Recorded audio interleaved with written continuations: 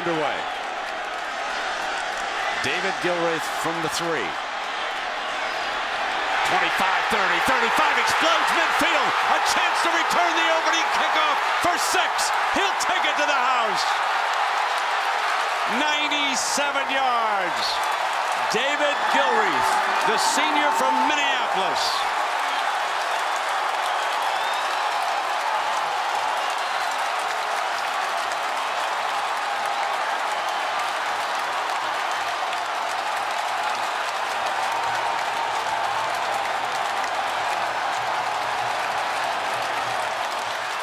Brett Bielema, Brad, talked about how important it is for guys to make plays in this kind of game. And how about the very first play? Coach Bielema gets exactly what he wants from David Gilreath. Huge return. Philip Welsh for the extra point. It was so quick that Ryan Wickesburg had to find his helmet to dash out on the field. He holds it, and it's 7-0. Ohio State special teams have been a Achilles heel to the Buckeyes all year. Remember, Miami had Lamar Miller take one back for a touchdown in week 2, and this time Gilreath gets a few blocks, but guys out of their lanes, picks up and hits a seam, and then Ohio State not having the speed to be able to catch up to the very, very quick David Gilreath. But boy, what a way to set the tone for the Badgers with the opening kickoff at home. Great blocks up front, and Gilreath hit that seam, and he didn't slow down. Herbie, just to follow up on what you were saying about the special team woes for Jim Tressel. A couple of field goals blocked, a punt has been blocked, now 2 kickoff returns for a touchdown, not to mention a punt return, and they start out that way here in Madison. Very uncharacteristic of Jim Tressel's teams we've talked about. Usually he goes on the road and he tries to make sure the special teams are buttoned up and the defense is ready to win the field position battle. And now the first play, Gilreath makes them pay and takes it all the way to the house. He's a young man who suffered a concussion against San Jose State, back on the field tonight for the Badgers, and he delivers on the opening kickoff. 97 yards, now it's 12 seconds later. Welsh with the kickoff, and Barry coming out for the Buckeyes. On that far side, he's to the 29-yard line. And so, Herbie, here comes Terrell Pryor. You and I certainly watched the game in which he exploded on the national scene, beating Oregon to the Rose Bowl. Yeah, I think that was his coming out party. And I think this year you're really seeing a more mature Terrell Pryor and a quarterback that's in more command of the offense, making good decisions, a threat to run and to throw. And as I said in the open, Brent, I think a big key is, does Ohio State come out with an aggressive approach with their play calling, or are they conservative? We'll have to see. It looks like the shotgun could start things out. Boom Herron is the running back to his left, and Pryor is going to throw on first down, complete for a first down, and he hits DeVere Posey, the junior from Cincinnati, with Valai back, and he makes the stop. So offensively, as you might expect, a very solid Buckeye contingent in here, with Brandon Sane stepping out as a pass receiver. Herron is more of the inside runner, and there is one of the better offensive lines in the Midwest right there. It is now 1st and 10 after that pass, and option look, late pitch to Herron over his head, ball free, out of bounds. Buckeye football at the 30, but that's a loss. Terrell Pryor and the option here, the ball is actually, he is stretched, and as a defensive end and outside linebacker, it's exactly what you want to do, is make the quarterback get as close to the sideline. He runs out of room, decides to just kind of flip it, and it's high and it's got a lot of speed behind it. Tough for Boom Herron to be able to secure that football, and the Buckeyes fortunate that the ball went out of bounds. Loss of 12 puts Ohio State in a 2nd and 22.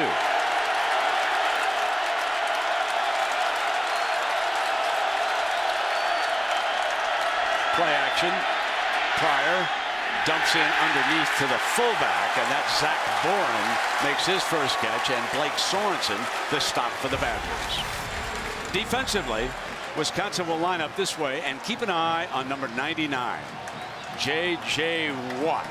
He's one of the better defensive ends in the Big Ten. A little short-handed at linebacker. Mike Taylor, back from an injury from a year ago, just a sophomore. And in that secondary, Valai, I told you, is a key player, and the corners will have to hold up as Brandon Sane is on the field for his first play. Loves the wheel route.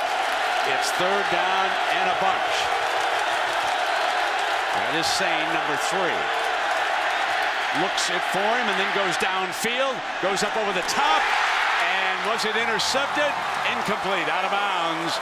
Intended for Sanzenbacher, but Aaron Henry, the safety, came over and grabbed the ball, but was out of bounds. Boy, what a great effort, Brent, here on third down. Ohio State giving Terrell Pryor enough time, but Aaron Henry, the former cornerback, goes airborne, and I know he's out of bounds, but it's a great effort. Good coverage, it's tight, and he just misses getting his right toe down for that interception. And guess who's back? Mr. Gilreath. He will return this punt. Ben Buchanan.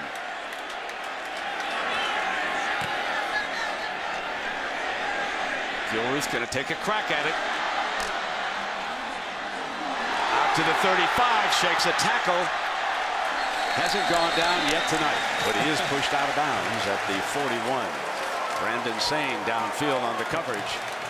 The Badgers jump out ahead of the number 1 team by a touchdown.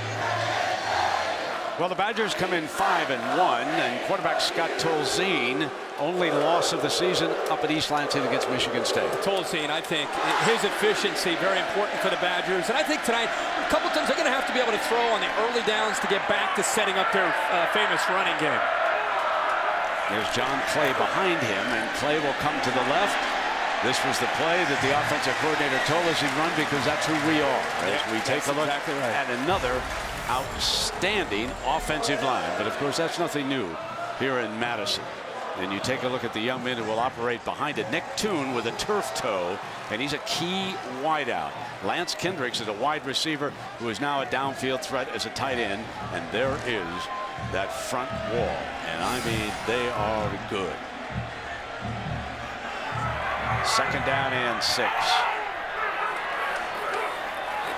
Come right back with Clay into the middle. First down as they gash the Buckeyes that time before Ross Holman makes the stop. They have a jet sweep coming around just to freeze the linebackers just enough, and that's exactly what happened to Brian Roll. You see this all over the country. Sometimes quarterbacks will be handing it off on the jet sweep. Other times they fake it just to hold the backside linebacker.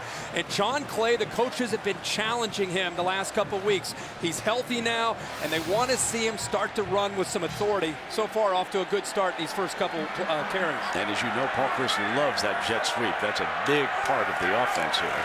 They sit still this time, and he comes right back behind the road graders. Now defensively for the Buckeyes, and arguably this is the best defense in the Big Ten this year.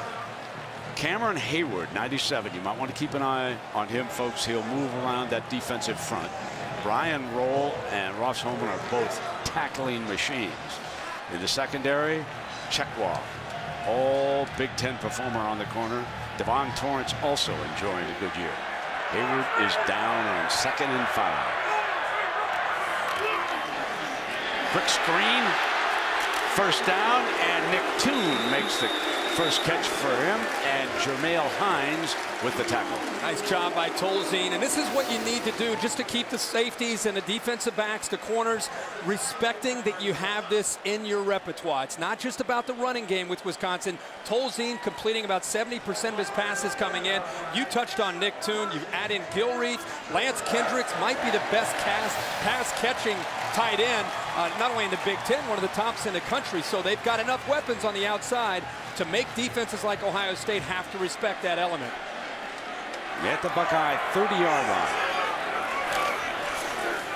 There's that look again, and Clay explodes across the 15-yard line. This young man wears number 32, and there's a penalty flag, and now 2. I want to quickly tell you why he wears 32. His father was a huge fan of Jimmy Brown, the Cleveland Brown Hall of Famer. And the young man learned at his father's knee what a great running back Brown is, and that's why he wears that number. There are 2 fouls on the play. After the play, personal foul, number 34 on the offense. Personal foul, number 7 on the defense. Those fouls offset. That was Ewing for the Badgers and Hines for the Buckeyes. great blocking up front. And, you know, early in this game, you're going to have some emotions flying. Ohio State a little bit frustrated. Ewing getting in there, and Hines. Anytime you do that right in front of the official after the whistle, that's an obvious penalty. But how about Wisconsin's offensive line right now? The line you're talking about, controlling the line of scrimmage and giving John Clay plenty of room to operate. Clay is still there in that deep set on 1st and 10 in the red zone. They come behind, touchdown. Badgers go up 2 scores on the #1 team in the country.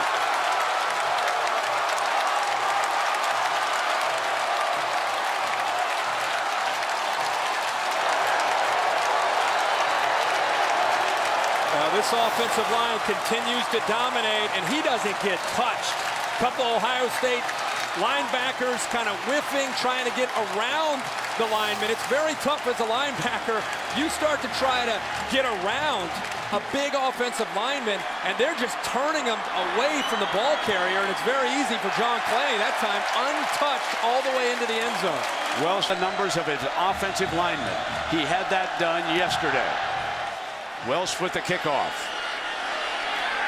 And Jordan Hall comes out for the Bucks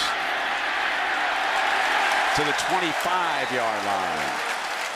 Kirby, let's take a look at our Chick-fil-A drive recap Well, here. Wisconsin's getting this game started exactly the way they want. They controlled things on 6 plays, 58 yards, 51 of them on the ground by John Clay. And it's because of Wisconsin's offensive line. Look at the blocking up front. Great scheme designed by Paul Chryst, the offensive coordinator. Ohio State denying some of the blocks. The safety slow to come up and fill. And right now, there's no question about it early in this game. The Badgers are taking it to Ohio State, much more physical. Both Heron and Sane. Pryor just keeps it all the way, and nobody lays a hand on him until he reaches the 47-yard line and is finally shoved out of bounds. This is a very important drive for Terrell Pryor and Ohio State on the road, down by 14, hostile environment, some good blocking downfield. Sazenbacher trying to stay with the corner that time, does a good job, and this is what Pryor's going to have to do for Ohio State.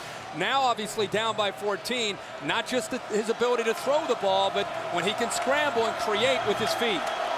He picks up 22. Heron leaves. Sane is a running back next to him. There's that quick flash screen, and that is Sazenbacher, his first reception, as we go to Reese Davis for an update. Reese.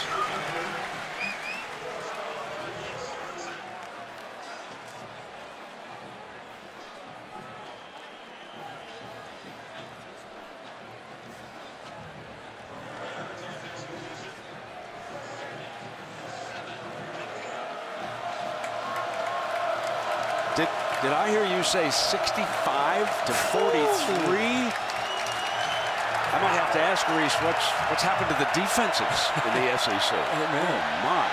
Pryor back, fires, incomplete, intended for Posey. Great coverage by Fidelis. Fidelis was all over him that time. Yes, sir, Brent. Fidelis, I think, doing a good job of anticipating the route. Terrell Pryor kind of telegraphing the ball. He breaks on the ball very, very quickly, but that's just knowing what to expect on 2nd down and short to medium and being up close to the line of scrimmage and not giving too much of a cushion to Devere Posey. Good coverage that time by Fidelis. 3rd and 7 for Pryor and the Bucks. He's going to take off and try to run for it. Bangs for it. When you see Terrell Pryor in person, you would think, if you didn't know, that he's a defensive end. He is that big. He and Cam Newton, right? Kind of the new age of quarterbacks. But see how the linebackers clear out, Brent? I think Terrell Pryor recognized that right away and thought, I can get there with my speed. He kind of aborted the drop, aborted the routes, saw the linebackers clear out, and picked up the 1st down. Plus the 45-yard line. Throwing on 1st down. Has good time for the offensive line. And then an errant throw. Incomplete. Posey was in the neighborhood. Find out what kind of composure Terrell Pryor has, where he's on the road. He's down by 14. #1 ranking. All the hype, all the buildup for Jim Tressel and the Buckeyes. David Gilreath returns the opening kickoff. This stadium's ready to collapse. It's shaking. The next drive, they move right down the field. And let's see what Pryor has right now as he's down 14. See what kind of composure and poise he has. They bunch receivers on the left. steps in that direction, fires back in the middle, incomplete. And again, it was Posey. So far, you know, Herbie rushing the ball. It's been all Pryor here for the Bucks. But watch Posey on the backside. He's got to be able to feel the linebackers and just kind of settle down. He did not give his quarterback any room to work with. If he would have settled down at about that the right hash mark, it would have given Terrell Pryor plenty of room to be able to throw to the backside. And there was a big window on the opposite, but he continued, and he almost put himself in coverage. Pulls out on 3rd and 10. And a great grab, just shy of a first down by Sanzenbacher. And they're going to give him a good spot on it, it looks like. As you see the ball being put down, if the yellow marker's right on the line, and let's change that to Stoneburner, who made this great catch off the injured list. So let me correct myself. And that ball's down the ground. Will that be ruled incomplete? I think they'll take a look at that. I think the tip of the ball hit the surface. Pryor's trying to get to the line fast, but I think they'll probably stop this. They did not. And here comes, no, hold it, there's a penalty flag. Let's see if the communicator was trying to get the attention of the officials. The line judge quickly threw that flag and stopped it. Prior to the snap and prior to any foul that might have been committed, the previous play is under further review. Yeah, Jim Augustine was getting the signal down to the field to Dan Capron's crew, and they got it down in time.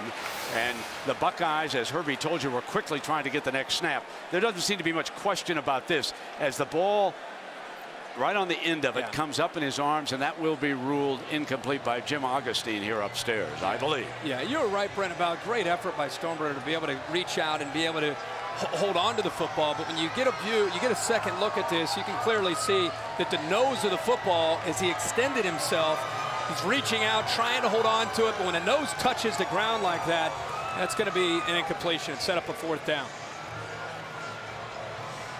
And of course, now it becomes an issue. They'll take it back to the original line of scrimmage, so they'll bring it down to back to the down marker here, but it'll be ruled incomplete.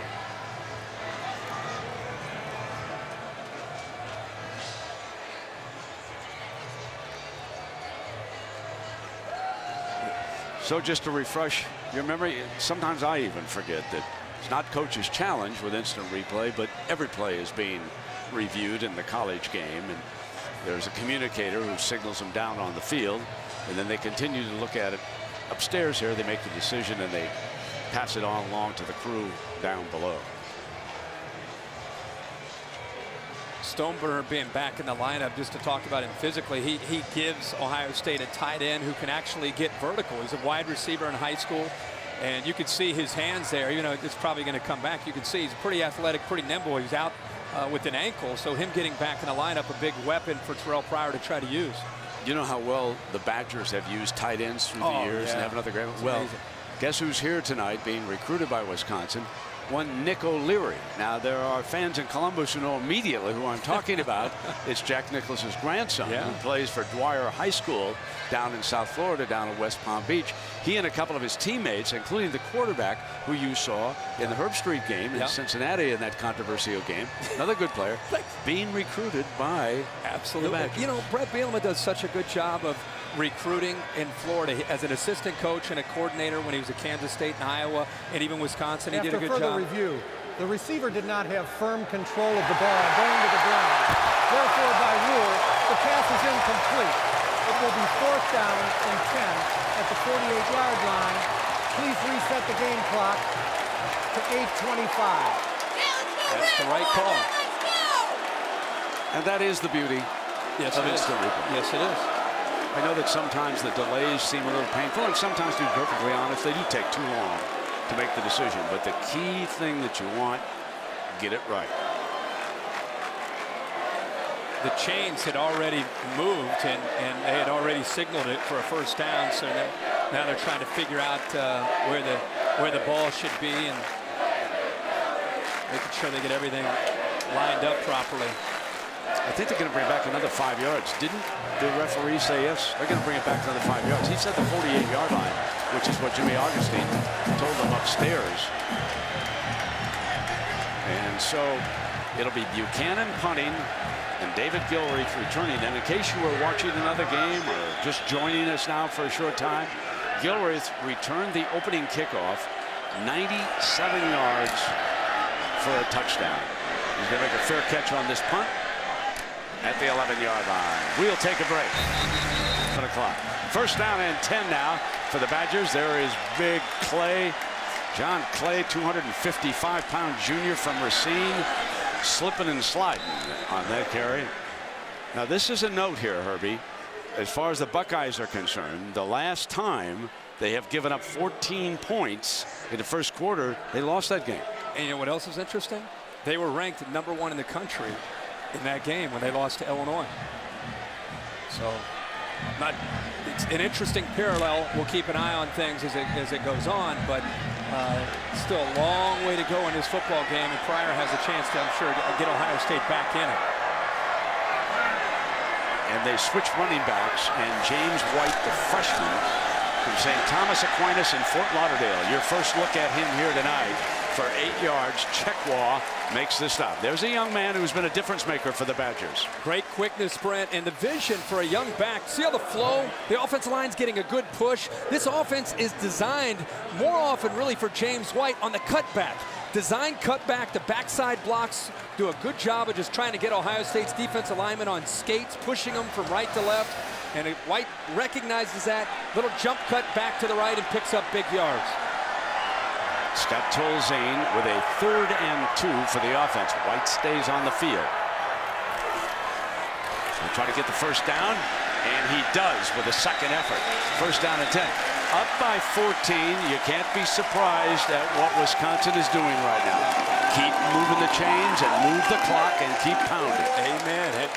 You know, we had Stanford earlier this year in their 3 tight end sets and talked a lot about Jim Harbaugh, old school offense. Now, Wisconsin, to me, is a little bit different because they're going to get into their 3 tight end sets, but they are going to be physical. They're committed to running the ball, but they also can pull it out with the same personnel grouping and throw the football to a very talented group of tight ends.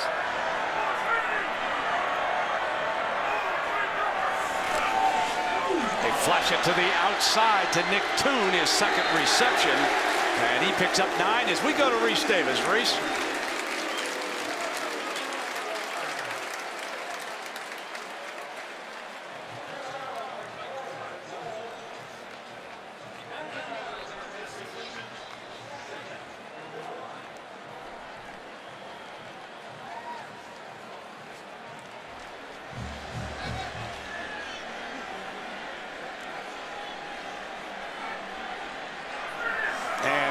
Wisconsin has jumped out to a 2-touchdown advantage on the #1 team, Ohio State.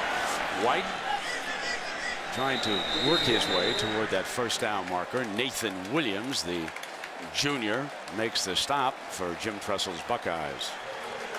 Wisconsin they're going to run the ball, and they're going to keep you honest. They've thrown 2 passes tonight early in this game. Just a quick little pass, that quick pass to the outside of the receiver. Again, keep those defensive backs out there, keep them away from the running game, and then get back to running the ball. You feel like they're starting to squeeze down, fire another one out to the outside. And it's kind of just reading and reacting to what the Ohio State defense is doing. Ewing in the game, and White is an excellent receiver also. This time they give it to him again, however, on the ground, and no more than a yard against that Buckeye defense. Homan makes the stop on White. Ohio State's defensive line, which has been a strength for Ohio State for many years, really being challenged tonight. They're going to try to rotate as many bodies in as they can to try to keep the blockers off of players like Ross Homan and Brian Roll to allow them to be able to make plays instead of 8 or 9 yards downfield. They've got to try to penetrate and create some short yards or even negative plays. Tolzien has completed both his passes here tonight. Second down and 9. He moves White over to the other side. He's looking to the right, fires high and complete. Dangerous throw, got away with it. Isaac Anderson, the senior from Minneapolis who attended Blake High School, picks up another first down. And it's a good thing that Tolzien threw this on time, because Jermel Hines almost came up with a big play to get Ohio State back into this game. Hines jumps the route, but because Tolzien threw it on time and to the outside away from the defender, he was able to get away with it. 7 first downs for the Badgers already. And on first down, they pound ahead. And James White brought down by Cameron Hayward.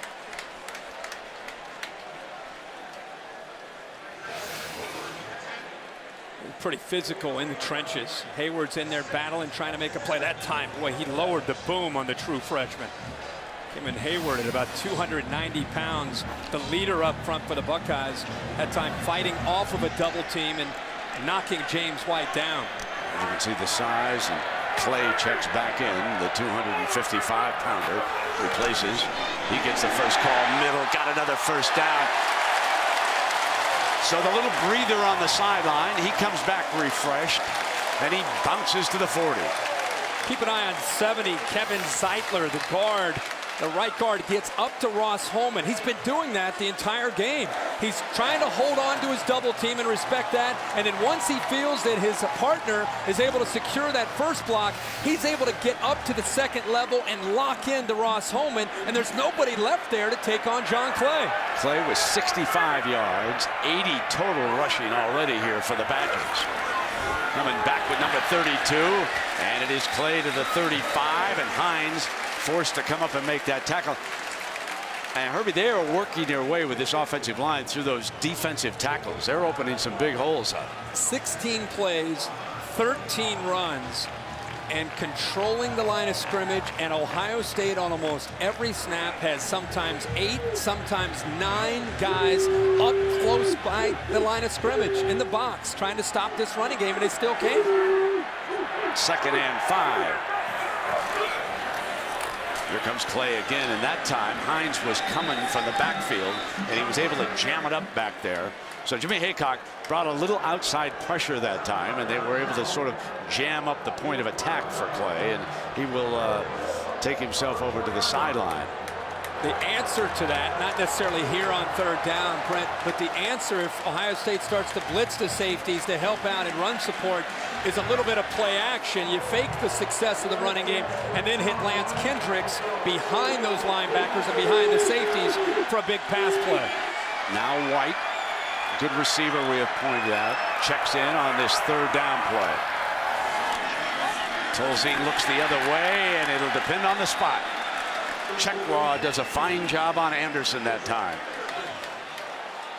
The point of the football may be touching the line.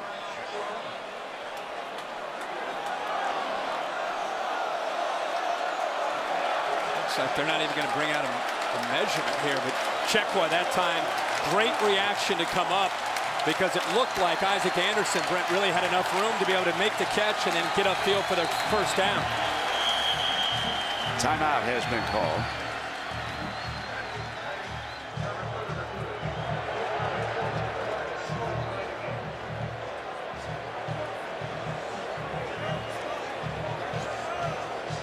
It's possible that the spot is being reviewed on this play.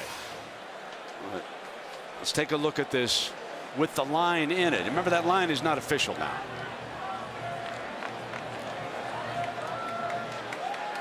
They'll spot the forward progress. Checklaw made a fine stop. This is why this young man will definitely be playing Sunday football.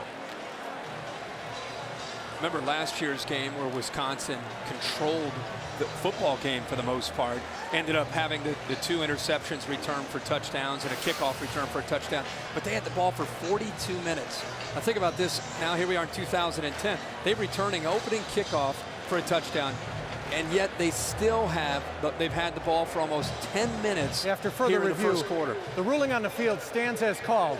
4th down. This drive started back on the Badgers' 11-yard line, and right now the 13th play of the drive coming in. The Badgers with a 14-0 lead on the Buckeyes. Tolzien under center. Straight ahead. Peter Kahns is a sophomore from Neenah, Wisconsin. 6'5", 313 pounds. And the coaches here think he's going to become an outstanding center. He led the way that time for Tolzien. Pretty nice as a quarterback when you have Kahns and company leading your way on a quarterback sneak. Probably the shortest gain that Wisconsin's had all day. But that offensive line doing a good job. Got enough of a push there to easily allow their quarterback to pick up that first. So the quarterback from Rolling Meadows, Illinois, 6'3" senior, back under center. Here's the handoff to the young running back, and that shows you why they are so fond of him. Holman makes the tackle on White, and the students hold up those sheets of white paper to honor their freshman. He has a little bit of a burst, too. If he gets daylight, he can take it. I think people assume because of Clay weighing in at 255 pounds and White at about 198 that he's the quick back and Clay is the power back. And maybe that's true to a certain extent, but as you just saw right there from James White, he's going to lower his shoulder and he's going to try to carry some defenders for yards.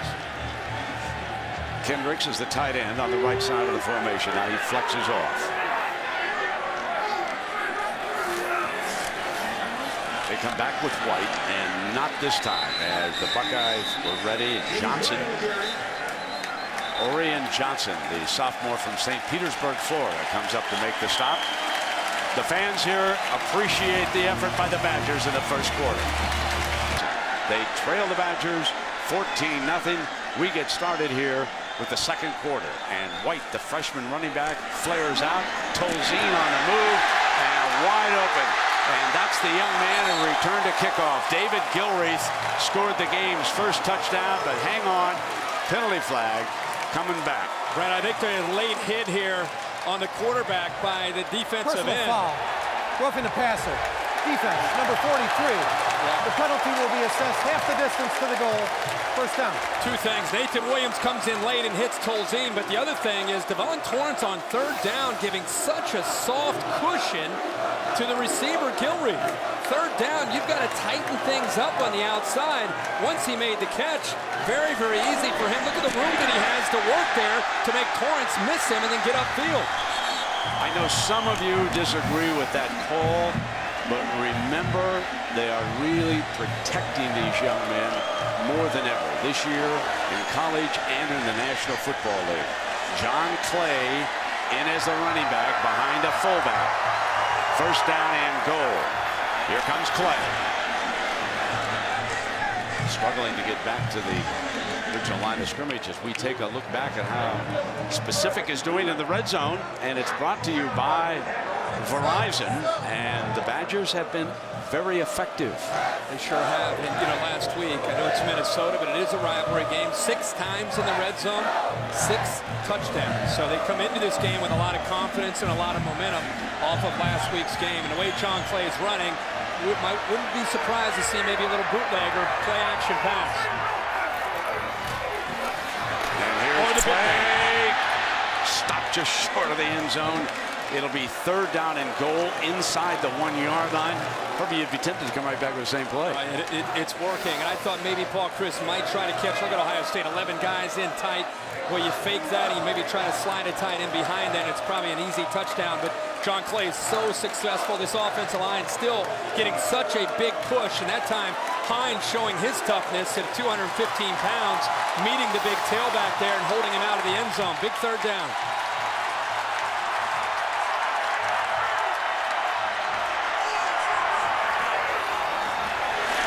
Over the top for Clay for his second touchdown of the night. A shocker in Madison.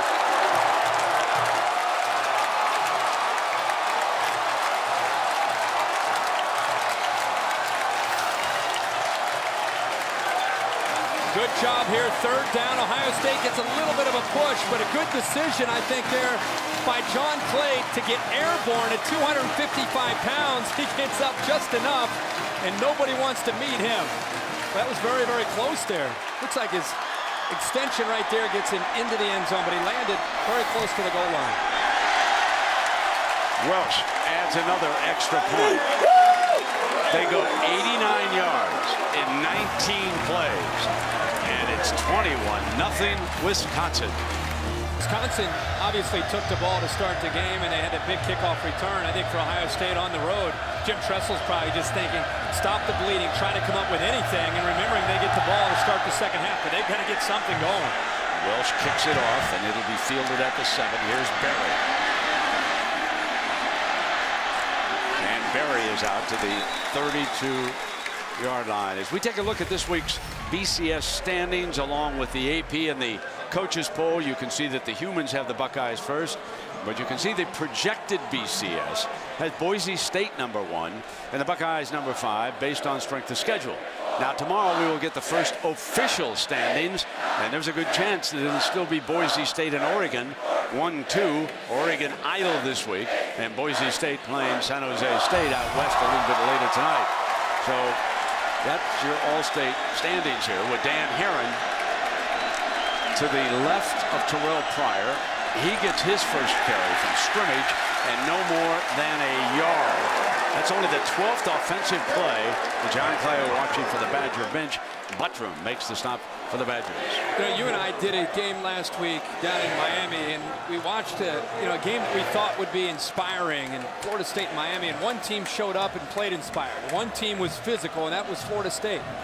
Through about the first quarter and working now into the second quarter, right now Ohio State looks flat. Wisconsin looks more determined. They look hungrier.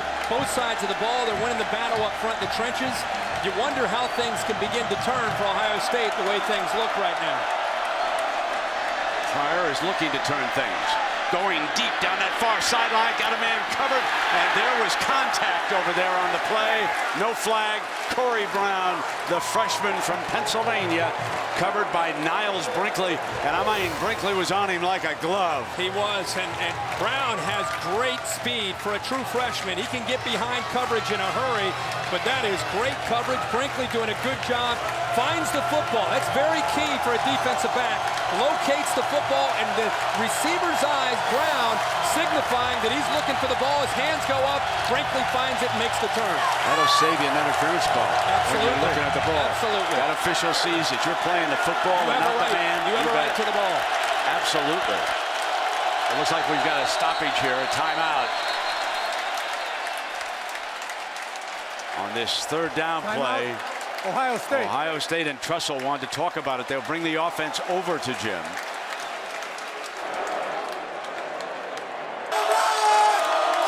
We are back now for 3rd and 9 for Terrell Pryor and the Bucks. He is 0 for his last 5, 3 of 9 overall. Flushed, eludes a tackle, reaching for the first down, and he's got it as he steps out of bounds.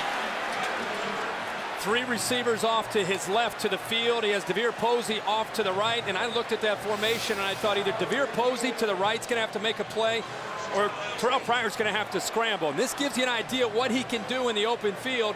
Doesn't necessarily look like he's moving that fast, but at 6'6", he's with those long legs, he's covering a lot of ground. Obviously able to get away from the defensive line, but even the linebackers and safeties in space have a tough time bringing him down. Sane steps out of the backfield. Pryor going to try to set the screen with Herron the other way. Crosses midfield to the 45-yard line, and Cahoot, big defensive lineman, back there making the stop, number 91. Jim Tressel trying to slow down this aggressive Wisconsin defense. They're feeding off of this lead in the crowd and the energy of the stadium. And I think on a first down call, smart call by Jim Tressel there, trying to go back to the backside screen, trying to get that Wisconsin defense flowing to the field to follow Terrell Pryor. With Kirk Herbstreit and Aaron Andrews, I'm Brett Musburger. We welcome you to Saturday Night Football on ESPN. The #1 team in the nation, down 3 touchdowns. And here is Herron picking up a first down for the Buckeyes. We're putting together the most impressive drive of the night. Claxton, a backup linebacker, makes the stop. But the Buckeyes for the first time tonight, and it was a big 3rd and 9 they converted, but they are starting to move the ball a little bit. You and I also talked at the break about Ohio State being down, all the pressure being #1. The importance of having a head coach like Jim Tressel who calls the plays, not to abort the game plan, Try to kind of stick to your guns. It hasn't gone well, and just try to work yourself slowly and methodically back into the game. But this drive is big for Ohio State, obviously. The read option. Pryor takes it, trying to get the corner, and he is tripped up. And that was Finellis, who's made a couple of fine plays. The corners for the Badgers have made strong plays here in the first half. That is a great play by Finellis. This is not an easy thing to do. Watt, who's got good speed as a defensive end, almost chases down Pryor, makes him go to the outside. But you're right, Brent, the corners from Wisconsin, they're not going to go to Indianapolis at the combine and blow you away. But in this system, they're just physical, they're tough, they're gritty, they're willing to do a lot of the dirty work to allow the Badgers to get the rest of their defense in position to make plays. 2nd down and 5. And a big hole for a first down. Herron into the red zone. Brought down by Valai. Oh, they decided this time. Wisconsin decided to bring a blitz, and they actually put themselves right out of position by blitzing. They took a chance, rolled the dice a bit on first down. You could see Claxton on one side coming through, St. Jean, the middle linebacker, coming through. And when they didn't make the play at the line of scrimmage, there's nobody left there, and that's big yards for Boom Herron. Herron, the junior from Warren, Ohio, gets the handoff again and tries to break the daylight in the end zone, just short of it. Down to the 2-yard line, and Finellis again. But now the Bucks are knocking on the door here in Madison for the first time tonight. And really the first time all year that Ohio State's offensive line has had a drive where they've kind of taken the fight to a good defense like this, and they're now kind of taking a page from Wisconsin's playbook, saying, hey, we're going to try to get physical with you as well and try to get Boom Herron to the second level without being touched.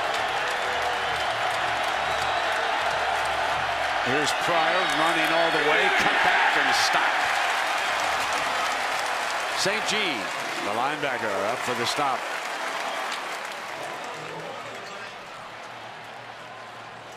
Anytime you put the ball in the hands of Terrell Pryor, especially down inside the 5-yard line, it's always a threat to a defense. St. Jean that time in perfect position, but you like to see the ball on the right hash. Give Terrell Pryor that ability to get out on the edge, out on the perimeter of the defense with the chance to either throw the football or, if it's covered, take off and run and head to the corner. 2nd down and goal for Pryor. Pryor now motioning out. He motions out. It's the Wildcat. It's Herron back there with a fullback. He'll run it to the left side, and he is stopped. Picked up about a yard. It'll bring up 3rd and goal. Trussell trying to get his running back to the point of attack a little bit quicker on that direct snap, which is why you see so many teams using the pistol. The Buckeyes have used their version of it a couple of times in this drive, where you line the quarterback up only 4 yards behind the center and the tailback right directly behind him. Now they split him off to the side on 3rd down and goal for Ohio State. Pryor, and he won't make it. And suddenly it is 4th and goal. Sorensen, St. Jean make the stop. Trussell electing to keep it on the ground that time rather than putting it in the air.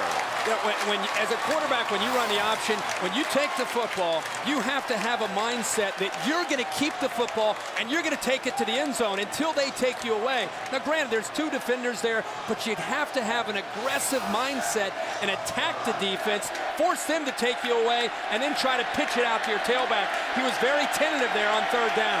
27-year-old Devin Barkley to attempt this field goal. And the one-time MLS soccer player puts the #1 team in the nation on the scoreboard, but they still trail it 21-3. Member of one of the best college basketball teams ever. Jerry Lucas, John Havlicek, Bob Knight, Mel Knoll, Joe Roberts, and Larry Siegfried, who is no longer with us here tonight as the Buckeyes defend that kickoff. And it's time now for the Aflac trivia question. And Herbie, who are the 3 quarterbacks? And they're all big names, besides Terrell Pryor, since '98 now, to return to school after being named the Rose Bowl MVP. I'm going to give you a hint. I got two. A couple of them won national championships. Okay. We'll We'll give you that. I mean, there's some big names. Boy, that's a big hit. Yeah, well, I'm feeling good. I got you last week. I know. You've been excellent all year, I might add. I'm doing okay. Okay. First down and 10 now for Scott Tolzien and the Badgers, who lead it 21-3. Going deep, got a man. Incomplete. So Kyle Jefferson, a senior, number 3, and Torrance is the defender. Brad, I think they're trying to catch Ohio State napping. You can see the slot receiver this time. Toon a little out and a little up. He actually had Hines in one-on-one coverage, but it just the timing wasn't there. Remember, this is a team that's been running and running and running. That time, they got to match up with one of their better receivers, isolated against Jermel Hines, who doesn't play great man-to-man coverage. They had him beat on an out-and-up. They just weren't able to execute.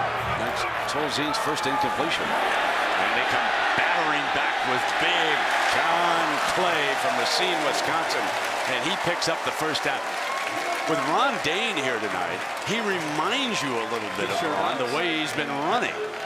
And again, he had surgery, 2 surgeries in the offseason for his ankles. He's been a little bit tentative coming back this year. Last week was a little bit of a glimpse of how he was coming back. Went over 100 yards last week against Minnesota, but the coaches said he's had a great week of practice. And because James White has been stealing so many of the headlines, people have kind of forgotten a bit about John Clay. White replaces Clay. There's that flash screen now to the outside, and Toon, he picks up another first down. And let's go to Reese Davis for an update. Reese?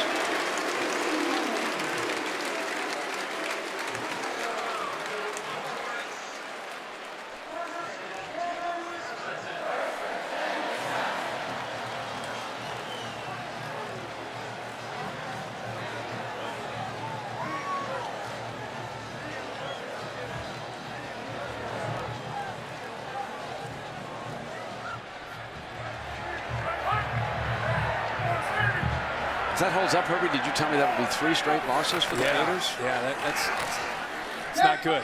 Here's White pushing across the line of scrimmage, picking up a couple. Let's check in down below with Aaron, and there is a penalty flag, but let's go to Aaron anyway. Brendan, just want to give you an update while we wait on word about this penalty here. Ohio State's defense, after John Clay ran in his second touchdown, defense came over to this sideline, throwing things, throwing cups, their helmets. The Buckeyes coaches came in very quickly to kind of cool them down, give them a talking to. So it'll be interesting to see how they react here on this drive. Heads up, too, guys. Ross. 1, 10-yard penalty, first down.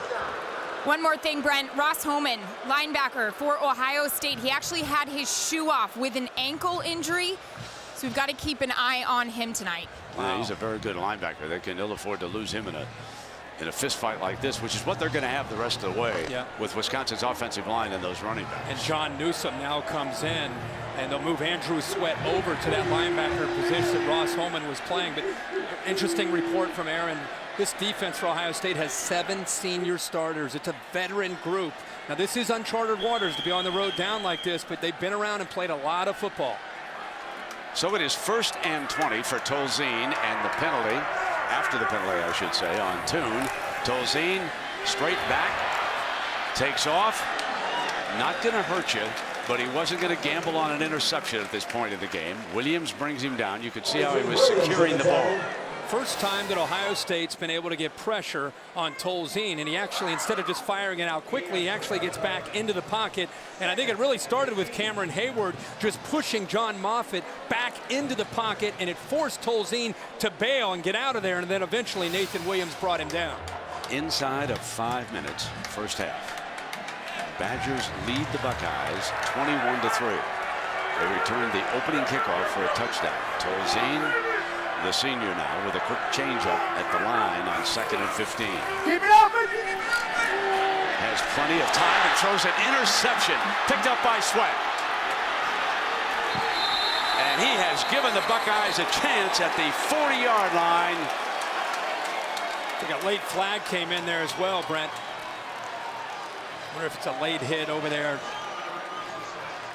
Bit of a scrum over there on the far side. You can see the coaches immediately stepping in.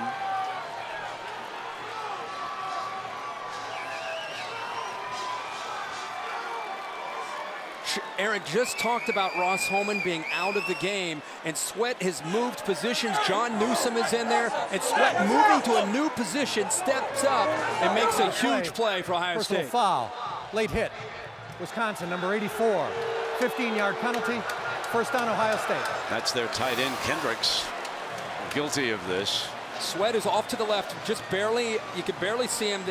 Speaking of barely seeing him, I don't know, Scott Tolzien, I don't think saw him at all. He threw that right into the chest of Sweat, who makes a huge play. And, Sweat hasn't played a lot of football this year, Brent. The main reason, they've been playing so much nickel. So tonight he's been asked to play a lot more. Whoa, I joined the crowd. I didn't see that personal foul either. Regardless, Sanzenbacher coming around the left side. Looked to me like the tight end was going to the ground and rolled into somebody on that replay. That was a very tough call against the Badgers. Regardless, here we go, second down. Looked like he kind of got blocked in his momentum, rolled him out of bounds. Take another look at the end of this now. Remember, it's on 84. He's been blocked down on the ground. Rolls in. Bad call. The official didn't see how it began, that he was stumbling and falling to the ground. But regardless, second down and 9 now for Ohio State. Pryor, middle, incomplete. Posey, number 8, that's his preferred target. Sanzenbacher. They're the two wide receivers that he likes to go to in these situations. Third down here, Herbie. Brent, I think he may have locked in that time to DeVere Posey, because look at 12, Sanzenbacher working behind the linebacker. See how he breaks free? Would have been a tight window, but a much easier throw than throwing it underneath there to DeVere Posey. Must reach the 13-yard line. And timeout has been called. And it's the Badgers who will use up timeout. Wisconsin. So let's go to that Aflac, Herbie. I remember I asked you about the quarterbacks. You really threw me for a curveball when you mentioned national championship. Joe Germain, I'm gonna guess. No. Joe Germain. I think it was the year before. Okay. Okay. Since '98, there are the three now: Kenny Dorsey, Matt Leinart, and Vince Young. Okay. Now Leinart and Young, remember, they go on to win BCS national championships after they won the Rose Bowl. Thought it was sort of interesting, because of Terrell Pryor coming in here, but right now he's not worried about that, is he? No. I dare say, for folks who are watching college football and evaluating players, Herbie, it's my opinion right now, for the rest of the way, this is the most important game on national television that Terrell Pryor has found himself in. They want to see what he does when he's behind. I think you're right, and I think not only that, but I think they want to see how he handles the #1 team, the pressure to succeed, and now being behind, the stakes get even higher. You're 100% right. Here comes third down and 9 for Terrell now, and he's sacked. Sacked back at the 29-yard line. That was J.J. Watt, and what a story this young man is. Once a tight end over at Central Michigan, transferred back, walked on, and here he is. And the right tackle, J.B. Shugarts, just whiffed on third down and long. Shugarts just misses Watt. You got to expect an outside move. Shugarts is surprised, and the quickness for the size of J.J. Watt at 295 pounds, he went right around him. So here comes the Barkley field goal attempt, a 45-yarder.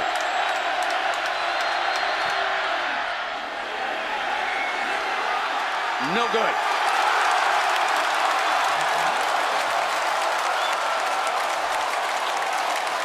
The Badgers have returned a kickoff for a touchdown. Now they survive a field goal as he slides it to the left. It is still all Wisconsin.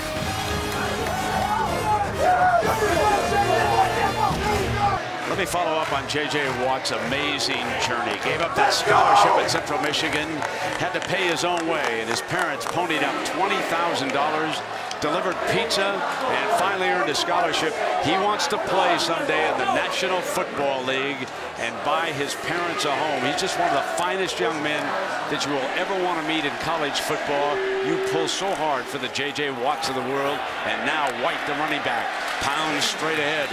And here come the Badgers again with Brian Rolle making the stop. You couldn't say it enough about J.J. Watt, and the story is amazing. You're right. And to see the passion that he plays with, how much the game means to him. And on that third down, you could just see the energy kind of coming out of his body as he was able to get by the Ohio State offensive tackle and just went right by him on third down. You know who I was thinking of when he did that? Jared Allen.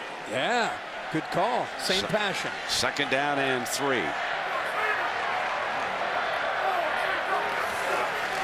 Tolzien fakes the screen, and White picks up the first down, and that clock continues to move.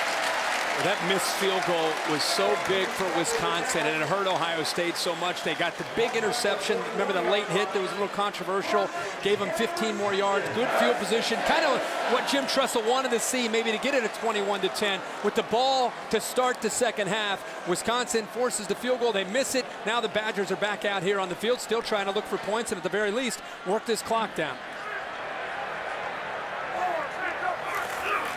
And the clock continues to tick. White with a crease on that right side. Stop made by Roll again. Ohio State's rushing defense being challenged in a big way. Obviously, the talent and the offensive line that they're facing, the best that they've seen. But coming in, they'd only allowed 78 yards a game on the ground. And already, not even the halftime, over 100 yards rushing. This is a team that's gone 29 straight games without allowing a 100-yard rusher. That also has almost been reached by Clay with 88 yards in the first half. And here comes that jet into round, and it's Gilreath. And Gilreath is pushed out of bounds. There is a penalty flag back on the 45. Chekwa gets the runner out of bounds.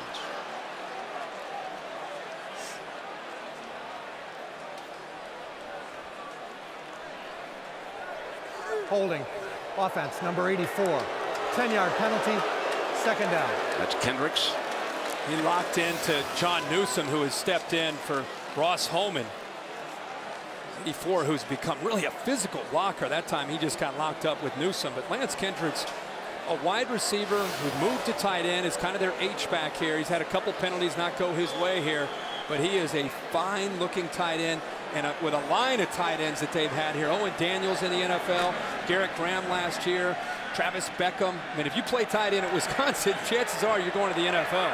Brett Bielema will try to run the clock out here in the first half. 2nd down and 15. Drops off basically a high percentage screen pass to White. And let's check in with Reese Davis.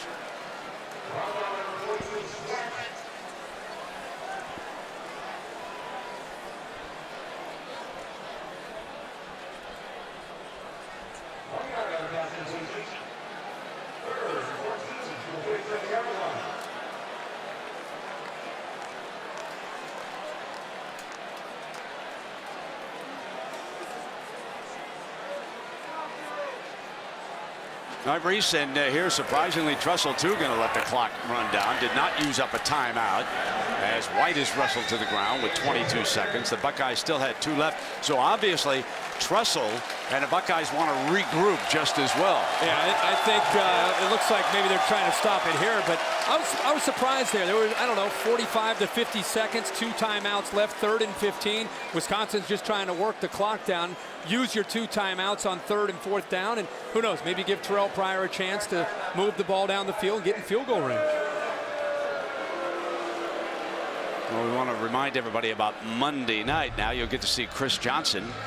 He'll be running for the Tennessee Titans. Maurice Jones-Drew running for Jacksonville. There's a young man I want to tell you about playing for Tennessee. His name is Mark Mariani. He's out of Havre, Montana. He walked on at the University of Montana for 2 years without a scholarship. Last week, he beat the Dallas Cowboys with a 73-yard kickoff return. 2 weeks before that, he went 98 yards with a touchdown kickoff return against Denver. Coach Jeff Fisher watching his son play for the Grizz, and he picked up a number 7 draft choice. Wow. And everybody thought it was just because he was a buddy of his son. How about that? The young man can flat play. I'm glad you pointed You that ever out. been to Havre? No, you've never been to Havre. No. Havre's very close to the Canadian border, up on that high line. 8-man One of those football? small towns up there, a little 8-man football. And here comes Brad Nortman back to punt it. Nobody back. Deep. Bucks all up front. Now Bielema's calling a timeout. Timeout, Wisconsin. 30-second timeout. You read that promo with such energy, and I thought, man, there's a young man you need to, I think Chris Johnson, Vince Young. They get all the pub. Who do you got for me? I figured it. When do I ever get a chance to talk about a 7th-round draft choice? Had to circle back to Montana somehow, right? You bet. He had a wonderful career out there as a wide receiver. And, you know, when you look around the league, every now and again you'll see one of those FCS players. They turn in a standout performance. I mean, they're sprinkled all around the National Football League. So, you know, people say, oh, they got beat, you know, when Virginia Tech went down. I will flat guarantee you there's 2 or 3 players on James Madison that are going to get a look by the NFL. Absolutely. The talent definitely filters down. And right now Jim Tressel's trying to think about what he can do to try his days at Youngstown State winning championships. What can he do here to try to get his team to find a couple playmakers to help him out here? Nobody back again, Brent.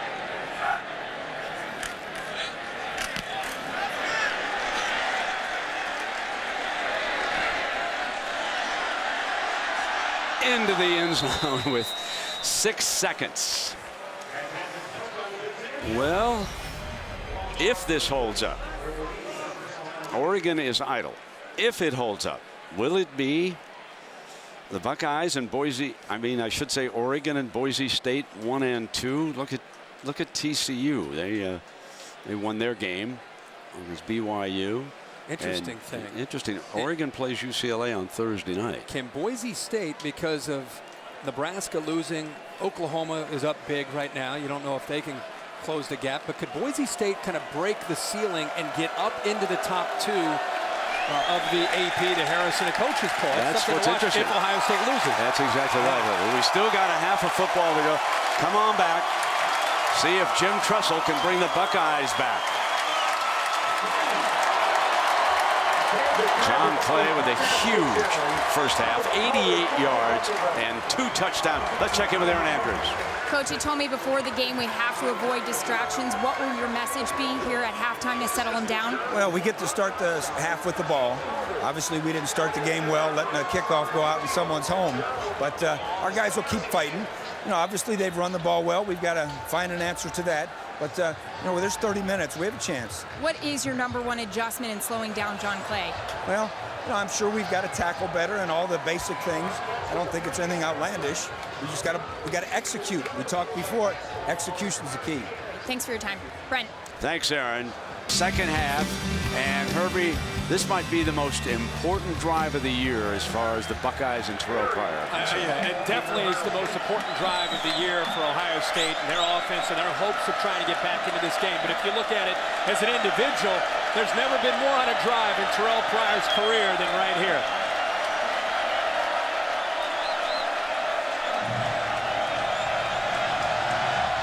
So here we go. The goal line, and coming out is Jordan Hall, former high school teammate of Terrell Pryor's. Well, Herbie, there's been all of the criticism as we take a look at what the kicking team didn't do for the Buckeyes. The opening play and special teams have been a problem for Jim Tressel's ball club this year. The opening kickoff on the road keeps the crowd in the game and gets them to believe, gets Wisconsin to believe in their offensive line. Give them a lot of credit. Big John Clay's been having his way, already 88 yards rushing in the first half. And you wonder, not only could Terrell Pryor get it going, but what can Ohio State's defense do to slow down Wisconsin from running the ball? Now, here we go now to take long look at #2. He'll have to throw as well as get the running game going one step at a time. And Herbie, you made such a key point about Jim Tressel in the first half. He's certainly not a coach at this stage of his career who's going to panic. As you take a look at the summary that we have, and nobody has forced more turnovers in the Big Ten than the Ohio State Buckeyes. Absolutely, and that's going to happen if they have a chance of coming back in this game in the second half. You can look at 1 of 8 on passes of 5 yards or more, so not a lot of success downfield tonight for Pryor. Heemer moves in at defensive tackle, and there is Watt again. Second sack of the night for J.J. Watt. Look at the pit here, the left side. J.J. Watt just gets to the inside of the sophomore, the tight end, Fragel. Just gets underneath. Look at that.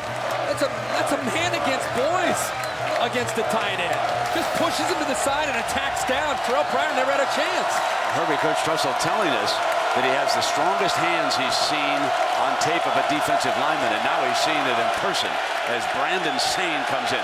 Look at the size of those mitts. 3rd down and 8. Plenty of time. No receiver. Now in trouble again. And Watt is picked off. And that allowed Terrell Pryor to complete the pass to Dane Sanzenbacher, the senior from Toledo. Boy, great patience by Terrell Pryor. Looked like J.J. Watt got off so quick. Look at that, right with the football. Shugarts does his best to actually double team him that time with Bryant Browning. But this is where I think Terrell Pryor's really matured as a quarterback. He didn't panic. Most importantly, as he's buying time, Brent, he kept his vision downfield and eventually found his man. Danny Herron back in as the running back. And he picks up a strong 7 yards. Sorensen makes a stop. Incidentally, Mike Taylor, the starting linebacker for the Badgers, we get word injured knee. He may or may not return. He missed much of last season because of that injury. Then a young man by the name of Borland suffered another shoulder injury, and so they're without him. As you watch the linebacker there on the sideline, not wearing his helmet, not a good sign. 2nd down for the Bucks.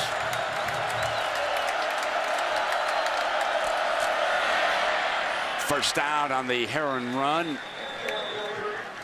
You and I talked about at the start of the half. You look at the score, you think 21-3 in the second half. Not a lot of time for Ohio State to get back in the game, and we continue to go back to Jim Tressel and his ability to remain calm in this kind of situation. Not abort the game plan, stick with what you think you can get done with the running game, and eventually get back to Terrell Pryor in the passing game and his creativity. But you can't get away from trying to still run that football.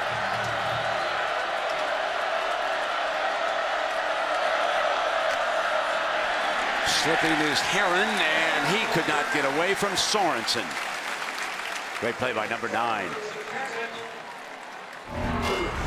The All-State, good hands here tonight. And Herbie, let's take a look at these hands of Watts. Well, you know, for his size, one of the great things you see from defensive linemen is they use leverage and they're able to use their hands. And J.J. Watt at 6'6", 295 definitely uses his hands and his quickness to make plays against the run and also pressure Pryor when he drops back to throw. 2nd down and 9. Now Pryor's going to back out. Got a man wide open, and a great grab by Sanzenbacher. Dane Sanzenbacher goes up and pulls it down as he broke wide open. That was a good play by the quarterback and the receiver. Yes, sir, Brent. And a play like this takes time. Look how long this route is. You have one receiver just clearing the defensive back, and then the other receiver from the inside making his move to the outside. It takes a long time. The line this time does a good job, and Buttram almost gets there to be able to deflect the football, but the line held up and gave Pryor the time to make the throw. From the 26-yard line, Boone Herron picked up about half a yard. Sorensen again making the stop. These Wisconsin linebackers, right at the snap of the football, they're reading their keys and they're attacking downhill. The last few plays when Ohio State is lined up in a certain formation, St. Jean on one side, Sorensen on the other, Kevin Claxton really attacking downhill, trying to take away the ability to run the football by Boone Herron at Ohio State.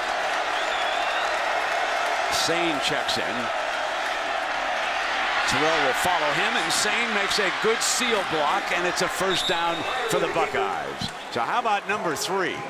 Sealing it up, and watch Terrell. Yeah, a great block by Sane. And also to the top right of your screen, Posey makes a good block on the corner. Finellis got just enough, made him collapse, kind of submarined him, and it gave, I think, Terrell Pryor enough room to be able to fight for that first down. So this is the first drive of the second half, and the Buckeyes have taken it to the Badger 13-yard line for a 1st and 10 with Cahoot headed off after being injured. And the loudest part of the stadium, they're going right into the teeth of that student section. And now they put Herron in the Wildcat. Terrell Pryor up at the top of your screen, and here comes Herron. Looking for daylight, end zone. Touchdown, Ohio State.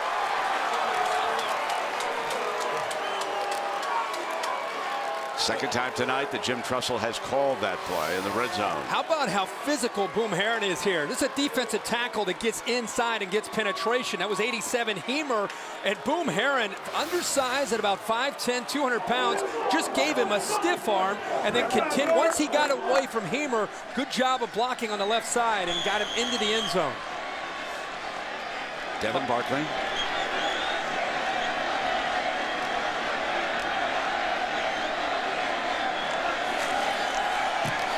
So the Buckeyes deliver on their first drive. Just talking about how important it was for Ohio State, for Pryor, get it to 21-10. They did what they needed to do. Now with the defense answer the bell to be able to stop Wisconsin from running the ball.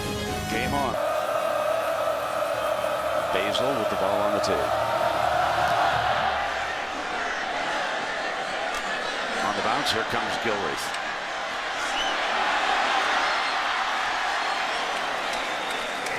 Down on the 27-yard line. Remind everybody that Sunday NFL Countdown presented by IBM on ESPN Sunday at 11 Eastern.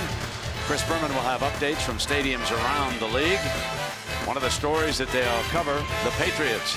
Life without Randy Moss, who has to step up in that receiving role as the #1 target for Tom Brady. So that'll start tomorrow at 11.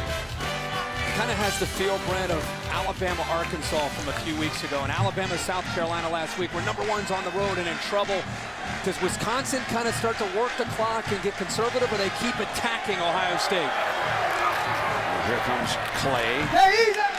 And he's tackled behind the line of scrimmage. Chekwa comes in from his defensive back spot and makes the stop. Clay with a huge first half. For those of you who just joined us at the top of the hour, Wisconsin exploded for 21 unanswered points, and Clay rushed for 86 yards in that first half and scored a couple of touchdowns. And when he comes to the sideline, that means that the 5'10", 198-pound freshman from Fort Lauderdale, Florida, James White, he leads this team in all-purpose yardage, but we have not seen him return a kickoff here tonight. They've been using it from scrimmage. Tolzien sees man coverage on the outside. Keep it open. Looking to get after it. Comes back inside, and he did just that, Herbie. Nick Toon, the son of Al Toon. He made this check at the line. He saw the matchup that he wanted. He spends a lot of time in the offseason with Nick Toon as his guy. You know, it's the middle of June, July, looking for a receiver to throw. Nick Toon's the guy that wants to always throw with Tolzien, and there's a certain comfort level there. He sees him one-on-one against Chekwa and makes a great throw there, and a good adjustment by Toon. Toon's sister plays on the Wisconsin volleyball team, and he has a second sister who plays on the Michigan volleyball team. So the Toons are very busy during the winter. Here's a handoff now to White. And he is stopped. Al Toon, of course, was a legendary receiver here in Madison. You can see what he accomplished here. And now his son is chasing some of those marks that Pop set. Paul Chris could not say enough about Al Toon as a father. He said he is such a good dad. Comes around practice, but he doesn't take anybody aside, doesn't tell anybody how to play the game. He's just a father in support of his children, and he was very complimentary. Second down and 7. White.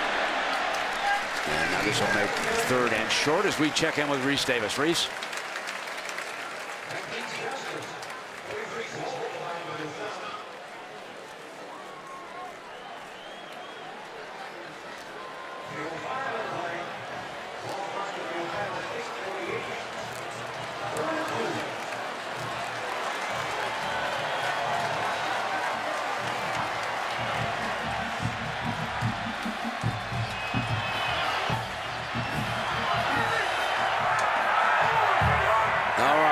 And here it is 3rd down and 2 for the Badgers. Lead at 21-10. Short. Good defensive stand by the Buckeyes that time as John Clay had checked back in, and Andrew Sweat, who intercepted the pass, made the stop. Absolutely. And boy, does he do a great job here on 3rd and short. Andrew Sweat fights off a block, and think about how much the offensive line was able to dominate the linebackers. Watch 42 right in the middle, able to fight off that block and then get underneath the ball carrier and keep him short of the first down. That's a big-time play there by Sweat. Jordan Hall is back deep. Brad Nortman to punt it.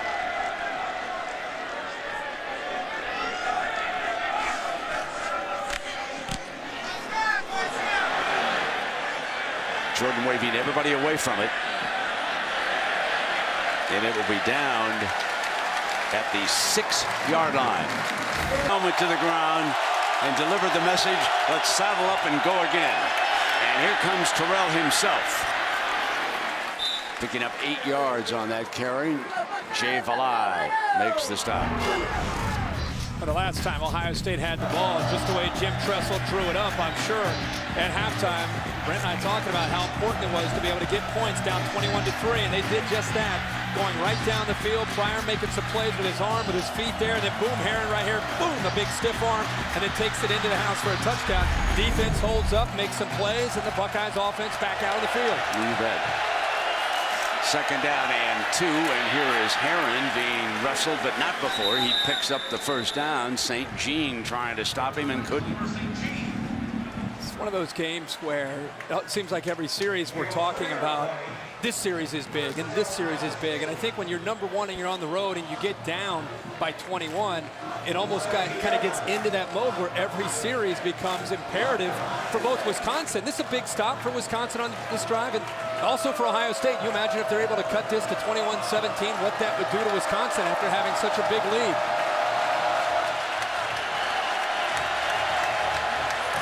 Low snap, handoff to Herron. Good hands that time by Terrell Pryor as he made the handoff, and Sorensen again making the stop for the Badgers. Those linebackers continue to be very, very active. Surprised Ohio State coaches upstairs trying to see Sorensen, St. Jean, and Kevin Claxton flying downhill to be able to try to slow down the running game. And a lot of times the easy thing to do to try to slow that down is come back with a quick play action, hit a pop pass to a tight end or receiver behind it. 2nd and 7. 3 wide and a fullback in this formation. Keep it up! Pryor slashes underneath to Posey, and they'll spot that ball, I believe, for a 1st down as we check in with Reese Davis for an update.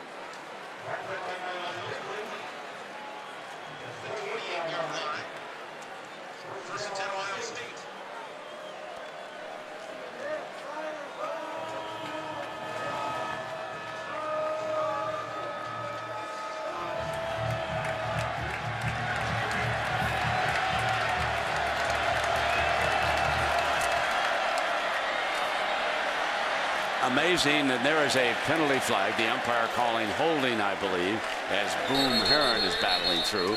Meanwhile, Herbie, in a game that we are certainly interested in the outcome, unbeaten Oklahoma rolling over Iowa State 31-0. Number 65 offense, 10-yard penalty, 1st down. Next week, Oklahoma has to go to Columbia, Missouri for a battle of the unbeatens as Justin Bourne is called for holding. And after what happened today in Lincoln with Mack Brown in Texas getting all over Nebraska, all of a sudden all the attention falls on Bob Stoops and the Oklahoma Sooners as far as trying to make a run. And Missouri's undefeated, but Oklahoma's up near the top 5 in the country, undefeated, with Nebraska taking a step back. They become the team that people are watching. Sane alongside Pryor. 1st and 19 after the penalty. Slips a tackle and makes it to the 26-yard line, where it will be 2nd down and long. Finellis up to make the stop on Terrell. Just a design run there to try to get him to the perimeter of the Wisconsin defense. And even though he's covering ground with those long legs, at that time Wisconsin, pretty good job of defending him. If you let Terrell Pryor with his size build up momentum, then you've got your hands full. But if you can make him kind of stumble around and make cuts, then he's not nearly as effective as a runner in the open field. 2nd and 11 and back to pass. Diving reception for the 1st down by Posey. For all the young wide receivers, DeVere Posey putting on a clinic on how to come back to the football. There's the 1st down marker. You come back to the ball, and because he's willing to come back and fight back to the ball is down low. Terrell Pryor, a little bit of a long stride, but because Posey's coming back, he's able to get his arms underneath the football and make the catch.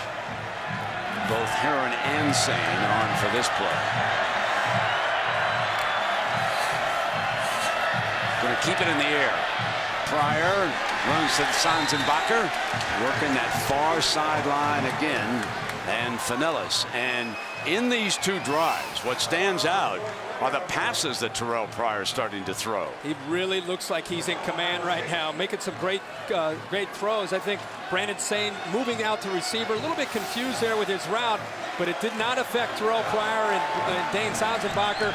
In a rhythm right now, these first two drives in the second half, Ohio State seems to be gaining in confidence. Play fake. Pryor, complete to Herron. Not much of a gain as Sorensen's up to make the stop on the running back.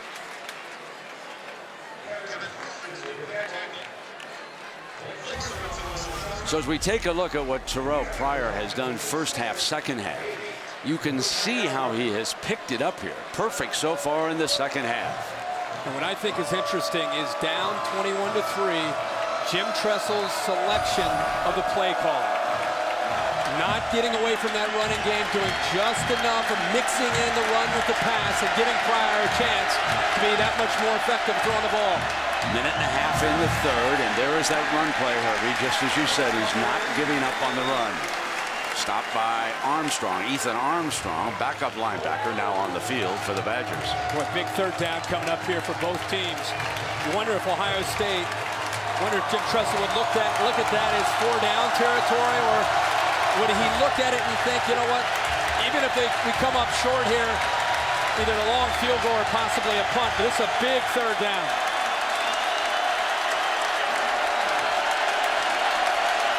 Sane is on the field.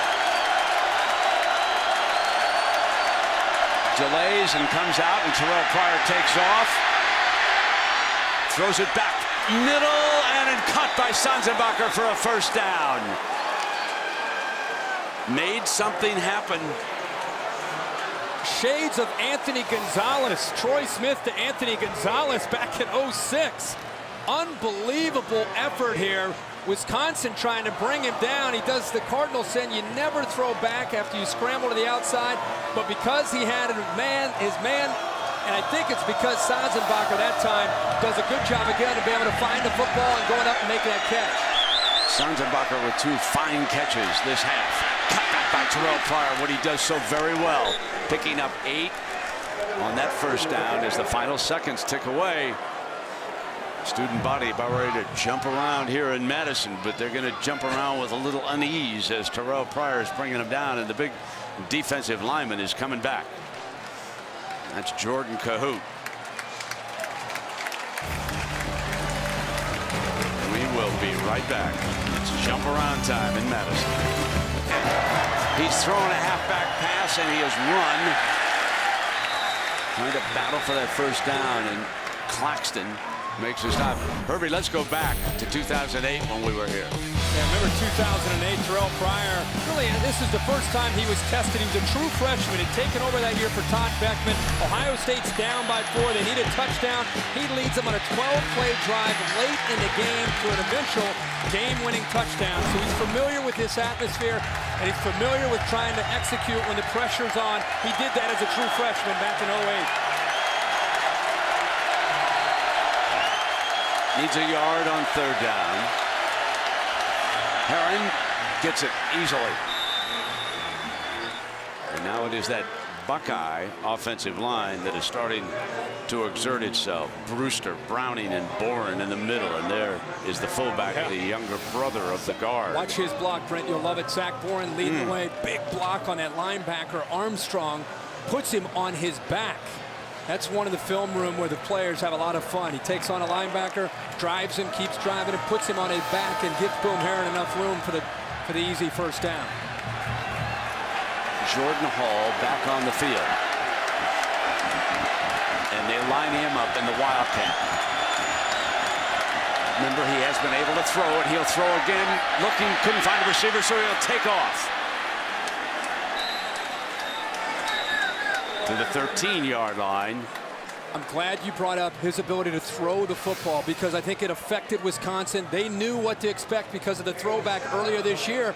It almost set up like a draw, like a quarterback draw. Wisconsin respected his ability to throw the ball so much, and you know that they've been looking at that look all week, that when 7 takes the direct snap, get ready, but it opened it up and cleared the area there for him to pick up big yards. 2nd and 4. Buckeyes inside the 10 and a timeout. Brett Bielema all the way down to the end of the field wanted that timeout. He ran about a 4.940 there. That was pretty good for the big fella. A coach who's in shape, eh? Timeout.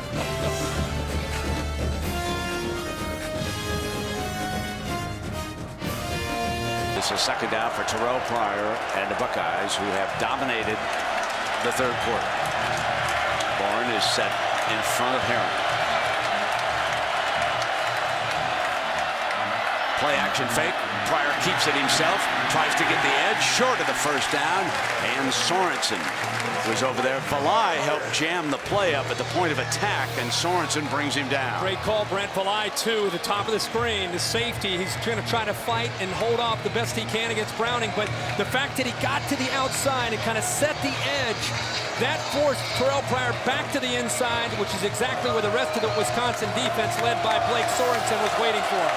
Now, Trussell did not throw the ball earlier in the 1st half when he got down here on 3rd and let's see what he does here.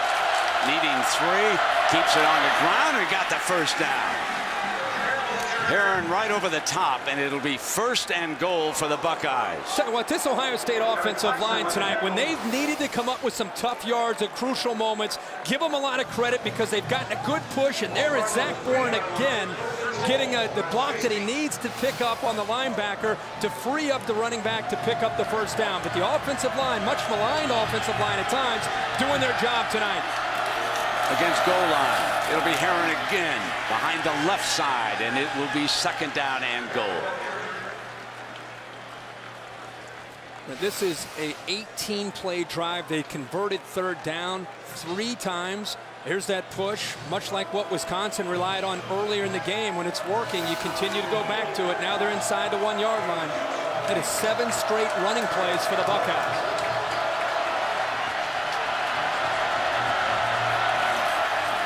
Make it 8 straight. Touchdown, Herron. Mike Adams and Justin Bourne on the left side. The left tackle and the left guard from Dublin, Ohio and Pinkerton, Ohio. They blow it open. How neat is it for Justin Bourne, the senior who transferred from Michigan, to have his younger brother, Zach Bourne, the leading fullback. And if you're Boom Herron, you follow 65 and 44 to the promised land every single time in short yardage. Now is he going to try to get it on the 3? Boom Herron checking the playbook. Trussell had come out to the 25-yard line. He's got his offensive personnel out there right now. They'll try to get it on the 3. Go for 2. Here's Pryor, going to pull back, fire backside, got it. A 2-point conversion. Reed Fragel, his 1st catch of the night. They are back to within 3. 2 possessions, 2 touchdowns, and a 2-point conversion. This is beautiful action by Pryor.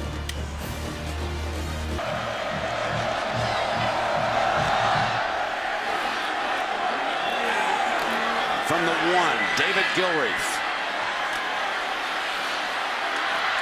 Out of bounds on that far side. And we take a look at tonight's extraordinary performances on this eventful Saturday again. Texas, a 10-point underdog, went to Lincoln and shocked Nebraska this afternoon. But there were others. Iowa winning in Ann Arbor, and now they set sail after a Big Ten title. Not to overlook the shootout with Auburn hanging on and beating Arkansas. And tonight's extraordinary performance brought to you by the ABC show No Ordinary Family. That's on Tuesdays at 8, 7 Central on ABC. 21-18 now. Scott Tolzien has James White at the I-back. They're going to play fake, and they're going to put it up on 1st down. He throws in underneath to Brady Ewing, his fullback. Andrew Sweat. Herbie, talk about Andrew Sweat and why he's making so many plays here tonight. Yeah, I think he has shown a great deal of versatility tonight. He started on the strong side as a linebacker, really lined up mainly across from the tight end. And now, because of the injury to Ross Holman, he has made most of his plays on the weak side, playing Ross Holman's position. And that's forced John Newsome to take over for Sweat's original spot tonight. But really a lot of versatility and really a first true opportunity to play a lot of football is tonight.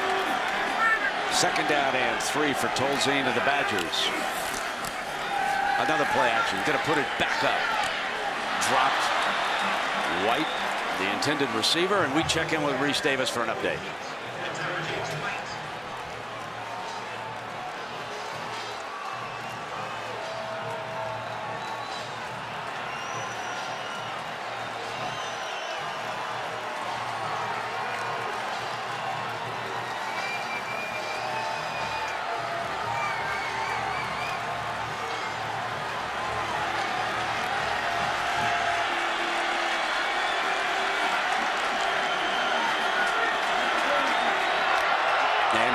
The #1 team in the nation trying to come all the way back, once down 21-0, and they slip it through to Nick Toon for the first down. What a big play. Big 3rd down, and it's Nick Toon going up against Checkwell. Look at the line of scrimmage. I think Checkwell was surprised. He got caught off guard. He never had a chance from the beginning of that play. Toon got off the line of scrimmage without being jammed. It freed him up to get downfield, and once he got off the line that easily, it made it very simple for Tolzien to find it downfield.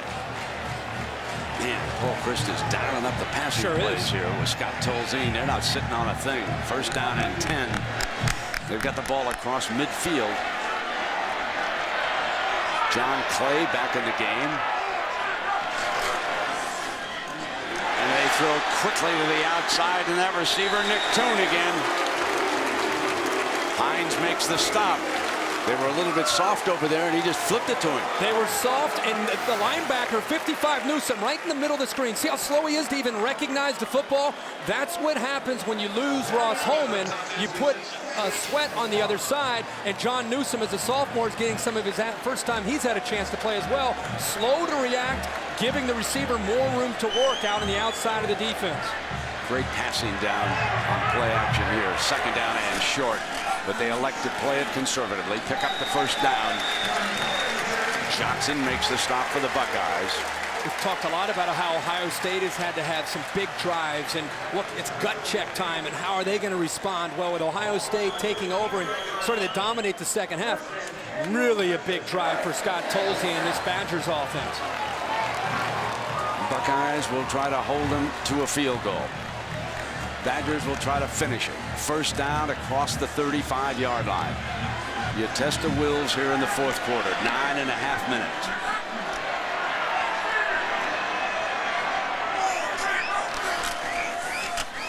Coming back with Clay again. There's Sweat again, Brent, down at the bottom of that pile, making plays. And Ohio State, Jim Tressel telling Aaron Andrews walking off at halftime about the adjustments and what they have to do to be able to try to tackle better and be in position better to make plays. Or whatever Luke Fickell and Jim Haycock, the defensive coordinators for Ohio State, decided to do, maybe they just motivated them. But right now, it's a different look in the trenches in the 2nd half up front for Ohio State. Lance Kendricks has been very quiet. He's number 84 for the Badgers. James White, good receiver. Back in at running back, the freshman from Fort Lauderdale. Gilreath comes through the formation. Tolzien, time, middle, 1st down, and it was the youngster James White that time, circling out and making the play. Ohio State looked a little bit confused at the top with, again, Newsome and Hines, and Tolzien, though, just kind of waiting his time. White comes out, sits exactly where he needs to be to give Tolzien his check down, and there's that acceleration from James White. Toon's up at the top. See 2 Ohio State defenders. One of them, Jamel Hines, runs right directly into Nick Toon, who's been battling a turf toe most of this year. That extra tight end, Big Bill Najee, comes onto the field. Toon being tended to on the side. 1st down and 10. White stays in as a running back. Hole on the left side. Into the red zone. Torrance with the stop for Ohio State. Well, Scott Tolzien and you said Paul Chryst, the offensive coordinator from Wisconsin, deciding to mix in the play action by throwing the football. They get back to running the football this time. Big hole on the left side. James White's able to take advantage of that. But really, Scott Tolzien, not talking a lot about him. 12 of 15 tonight for 119 yards, making good decisions for Wisconsin in most cases.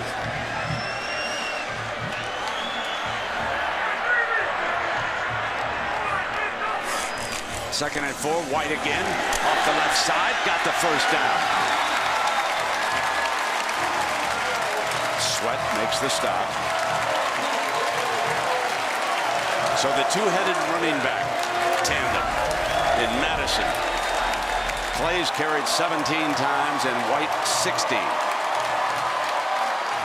And when in doubt, Brent, run to the left side with left tackle Gabe Karimi, who's all-conference a year ago, very strong.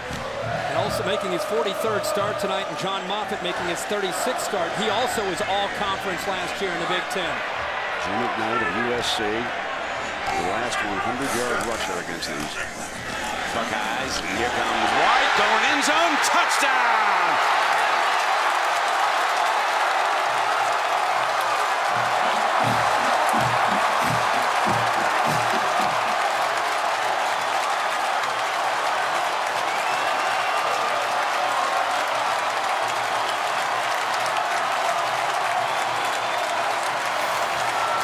Just talked about the confidence they have on the left side, and the blocks were sustained up front. But let's give James White, the freshman, a lot of credit with fresh legs coming in throughout this football game for John Clay. Is able to kind of work his way through that hole and then breaks the tackle, shows the toughness to get it into the end zone. The Badgers will not be denied. They're back out by 10. It's Terrell Pryor's turn when you come back. A chance to dump number 1.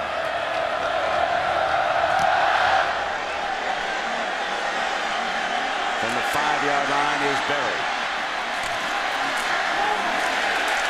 And Berry is stopped at the 28-yard line. We remind everybody now, join Mike Tirico and the gang. ESPN's Monday Night Football, 8:30 Eastern. It'll be Tennessee against an AFC South rival, Jacksonville. Coverage begins at 7 Eastern with Monday Night Countdown served up by Applebee's. Always fun to gather around the TV on Monday night. Listen to the guys, catch all the highlights from Sunday. Look ahead. Keyshawn and the guys do a great job in the studio setting the scene. Now Danny Herron in as the running back. Incomplete, and it's second down and 10. Zach Bourne, the intended target. And Blake Sorensen that time forced Pryor. He could not get to the outside, and it's okay that you can't get to the outside, but you've got to be able to follow through and make an accurate throw to your fullback that slipped out to the outside. If Bourne makes that catch, he picks up a first down. That is Pryor's first incompletion of this half. Yep.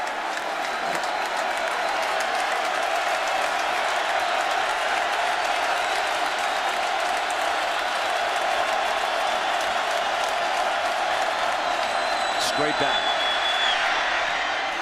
Third down and 10. Torian Washington, the target. You know, the areas that Pryor has improved the most, Brent, sometimes go unnoticed by fans, but it's his balance in the pocket. It's his footwork. It's just being in rhythm. And those last 2 throws, the first time we've seen him the whole second half, where it's not that he's making a poor read, it's he just looks a little bit off-centered, and he's throwing the football a little awkwardly there. You wonder if the pressure and him having to pass is creating that.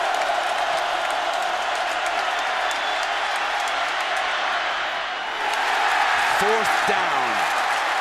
Posey, the intended target. He's telling Coach Tressel to let's go for this here on 4th down. But again, third time we've seen that. That time the nose of the football down, creating the spin of the football to go down towards the turf. And those 3 throws, he just looked a little bit out of sorts. Let's talk about now 6:36. Jim Tressel's down by 10. He needs 2 scores to tie. And he elects here not to gamble. Because if they fail, they would give Wisconsin just fabulous field position. So he's going to punt it away. And Gilreath makes the fair catch at the 6:29 with a 10-point lead.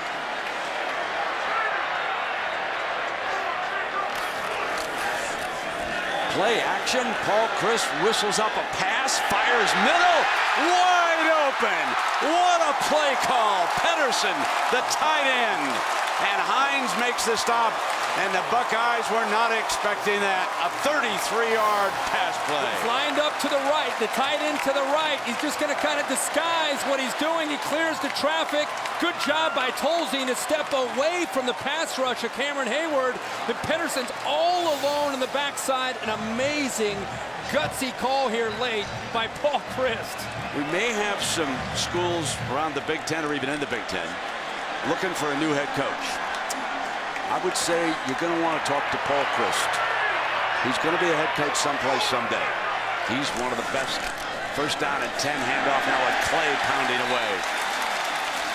When you make a call like that late in the game, I think it tells you a lot about how he feels about Scott Tolzien as a senior quarterback and the trust that you have to be able to make that call. That's a big-time call late in this game. That could kill the will of an Ohio State defense, that call. No question. When you pass up going for it on 4th and 10, you got to gamble you're going to get the ball back. You can't allow him to do this. And Clay now has rushed for 99. He'll be just 1 yard away, becoming the first back to rush for 100 since Joe McKnight. We had that game with USC.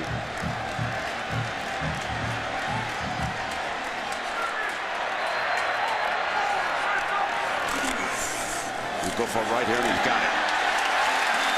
Passes 100 yards. Remember, he did not gain 100 against Michigan State. That snapped his streak, and that is the game the Badgers lost earlier up at East Lansing. Said it earlier, going to say it again. The left side of Wisconsin's offensive line, along with the big center, Peter Kahn's just taking over these last two drives, going to the veterans along with John Clay. When you really need the yards, that's where they've been able to come up with them. And Brett Bielema told me on the field before the game, we're talking about his defense, or about his offense, that he said, you know, Ohio State, that 29-game streak without 100 yards, we've got to snap that tonight. So that was kind of a personal challenge I think Brett put on his running backs tonight for this game. Here's Clay, tackled at the line of scrimmage. I will tell you where there are a lot of folks about to get real excited. We were there, Eugene, Oregon, a couple weeks ago. They could come to one in the human polls if the Ohio State Buckeyes lose this game. And remember, on Thursday, they've got UCLA. Absolutely, and it's not a bad way to spend your off week if you're Chip Kelly and you're Darren Thomas and LaMichael James. Sit back and watch a lot of football. I'm sure there are a few Ducks out in Eugene right now that are watching this football game, and you have an off week and you move up to #1. And Boise State, if they take care of business and put a big number up on San Jose tonight, they figure to slide up to 3, right? Yeah, I would think or they could get up to Oklahoma 2. now. I think they could get to 2, and I think Oklahoma. Yeah, exactly. I meant 2. Yeah, and Oklahoma becomes a big factor. They're up 45-0 on Iowa State. The big game next week for the Sooners, of course, where they go to Missouri to take on an undefeated Tigers team. But now it just continues to reshuffle the deck. You know, Ohio State doesn't look like they're going to be able to come back from this, and now we just kind of sit back and wait. But Boise State and TCU, another team goes down, and it helps them. They need help. Yeah. Because remember, they don't play Michigan State. Let's say Ohio State have won this. Right. A lot of these other unbeatens like Missouri and Oklahoma play each other, so they're going to take one down. Absolutely. Everything is working to Boise State's benefit here so far. There's no question about that. Yep. They needed help, and they're getting it. And then at 8:15 tomorrow night, we'll all check in. And before we watch the Sunday Nighter a little bit, we want to see what the BCS standings are. And again, ESPN will have those for you at 8:15 tomorrow night. So you're going to want to come on over and see how it shakes out. Obviously, it's early in the process. And as we told you on that last run, John Clay went over 100 yards. Last 30 games, and we talked about Joe McKnight. So John Clay scored a couple of touchdowns in the first half. He's a young man who has shaved the numbers of his offensive linemen into his head prior to this game. Fine young man out of Racine. Here's the season-ending award that they're all going for, the Coach's Trophy, presented by Dr. Pepper. This is a big, big setback for the Buckeyes. Yeah, it is. It is. Aspirations with a veteran team and a playmaker quarterback to favorable schedule with the exception of coming to Madison and going to Iowa City. They thought they had a real shot to run the table and maybe make a shot at a national championship game.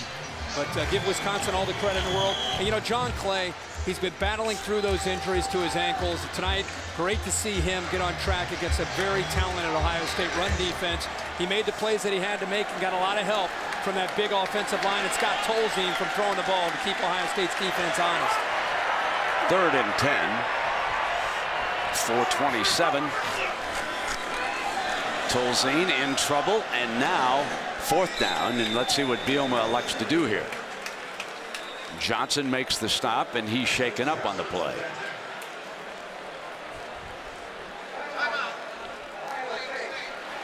The Buckeyes will use the timeout. Let's check in on the AP top 10. I may have confused everybody because Oregon could climb to 1, Boise State to 2, and we can't overlook TCU. Nebraska, of course, is going to fall. Look out for the Sooners because Oklahoma and Auburn coming, right? Yeah, that's the challenge for Boise State and TCU. Not just having Alabama lose last week and Ohio State potentially lose here this week, but you have to look out for the teams behind them. Don't forget Auburn and LSU, a big showdown next week. Good point. 2 teams that are in the top 10 right now, they're both going to move up this week, so that's a big showdown at Jordan-Hare. And here is Welsh on the field. Philip Welsh to attempt a 41-yard field goal to make this a 13-point advantage.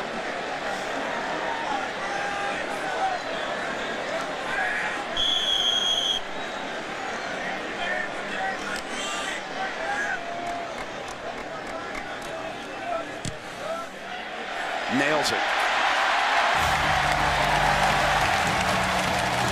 Buckeyes have 4:14 left when you come back.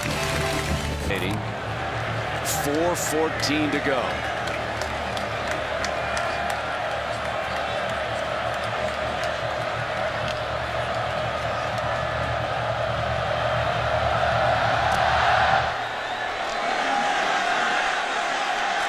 From the 2, it's Berry. And he's out to the 26. And of course, every Sunday now you'll be able to catch the BCS Countdown Show for the exclusive unveiling of the new BCS rankings.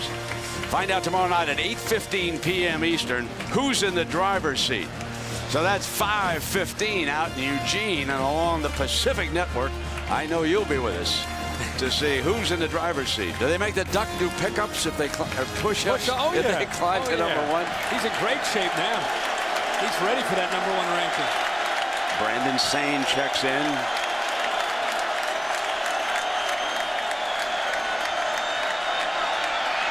In trouble.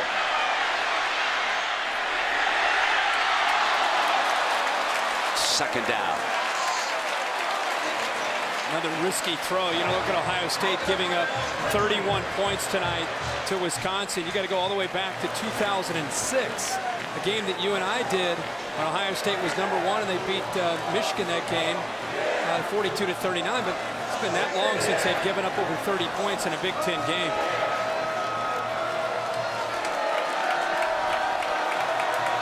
It was interesting, Herbie, that Wisconsin pounded them, especially in the first half. Yeah. Buckeyes rallied, and then Paul Chryst and Scott Tolzien, they dialed up some passing plays, and they came down for that huge touchdown to make it 10. And Pryor's in trouble now.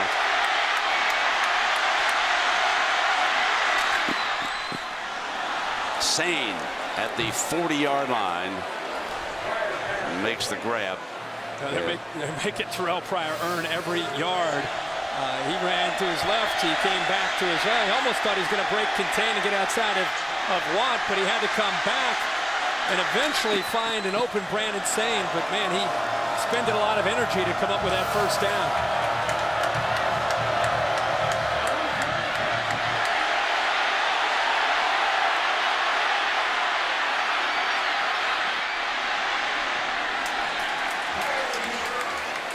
Stops at the 3:24 mark. Again, making it work for it. David Gilreath that time, the outside linebacker, defensive end, chasing him out of bounds. Terrell Pryor needs to be aware that even though he went out of bounds, until you get to 2 minutes, when the official starts the play clock, the game clock continues. Not a lot of urgency right now out of Pryor.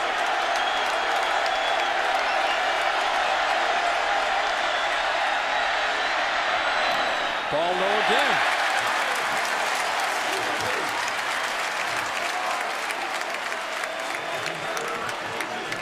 I want to remind everybody that next week, Herbie and Aaron and I will be on ABC at 8 Eastern, and we will be in Columbia, Missouri, a battle of the unbeatens late in October.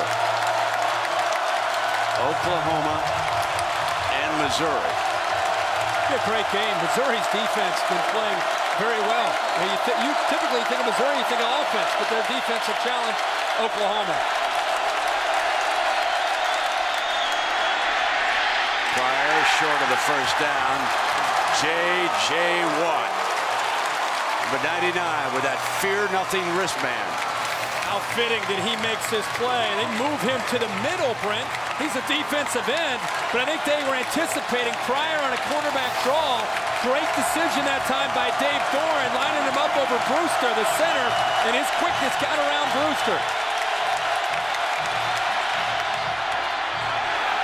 Diving catch by Posey. Let's see where the mark is. Right at that first down mark. Picks it up. He came in and waved it off. Waved it off. Yeah, the umpire waved it off. Trussell asking for an explanation. Instant replay will obviously take a look at. I mentioned that wristband that J.J. Watt has on that says fear nothing. As you take a look at this, instant replay will be checking this out. Pretty good effort. That's pretty close now. I think he made the catch. See what instant replay does. But there's a young cancer patient in this town, and I know he's sitting on the edge of his seat right now. Jackson Hinkins. And he's had great support from Scott Tolzien and J.J. Watt. And oh, how he loves the Badgers. And it was so great today on game day to see that the young man is now cancer-free. It was such a great moving story. The young man came here to the stadium for college game day today, and mom and dad, and it's just one of those heartwarming stories about this game, Herbie. It really, it's proud to be around it. Let's go down for more on this story. And here's Aaron Andrews. Aaron. On it. There's the mic. Just to add on this, Brent, real quick, he is sitting in head coach Brett Bielema's box tonight. Like you mentioned, he was out at college game day with his Green Bay Packers jersey on and his Scott Tolzien jersey, and he is cancer-free right now. They are working. He just finished his last treatment in the hospital, and Herbie knows he was out on set, and he was as hilarious out on set with us today as he was in the video. But a nice moment when Brett Bielema was talking about just him feeling like he was part of the team when he was walking out onto the field, and it obviously got the head coach very emotional and this team very excited he's in attendance tonight. That's wonderful. He is a huge fan. He came on the set after the show, and he had his Badgers jersey on, but he also had his Desmond Howard Green Bay Packers jersey on underneath it. So he was fired up. And Herbie, tonight, J.J. Watt had 3 tackles, sack, and a tackle for a loss, and we take Brent, I think he caught it. I just wonder the spot of the ball. Is it a first down? You know, I think that they're taking an extra look at this, not just because to see if he was able to control the football, because I think he did. I just wonder if the spot gives him the first. After further review, the receiver had firm possession of the ball for a catch, giving Ohio State a first down at the 48.5-yard line. That's a big-time play by Posey to not only make the catch, but to be able to pick up that first down, obviously on 4th down. And you know, J.J. Watt, 99, Brent, he's going to be coming after Terrell Pryor again. 81,194. Camp Randall Stadium on hand here in Madison tonight. A sea of red for these two schools.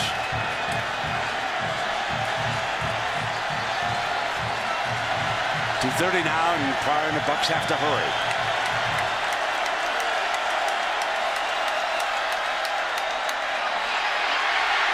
Going down again, J.J. Watt.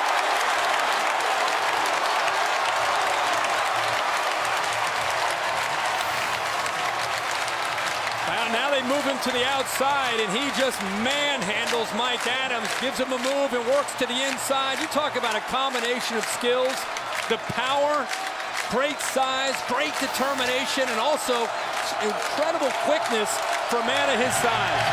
2nd and 21. Down the middle, Sanzenbacher for a first down for the Bucks. Sanzenbacher, most consistent receiver tonight for Pryor, has been making some circus catches, and this one it looked like Terrell Pryor may not be able to give Ohio State much of a chance here trying to get points on the board. Sanzenbacher comes up with a big one, and it's a nice throw by Pryor. 94 yards in the game for number 12. Pryor's got time going end zone, out of the end zone. That was Posey, the intended target.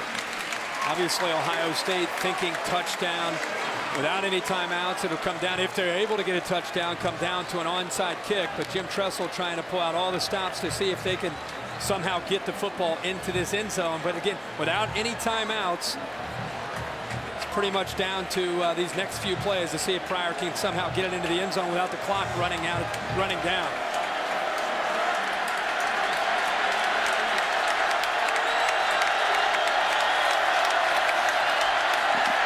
Second and 10. Pryor's out of bounds, stops the clock. Now down to 122. Muldoon in pursuit. That was great coverage that time by Niles Brinkley.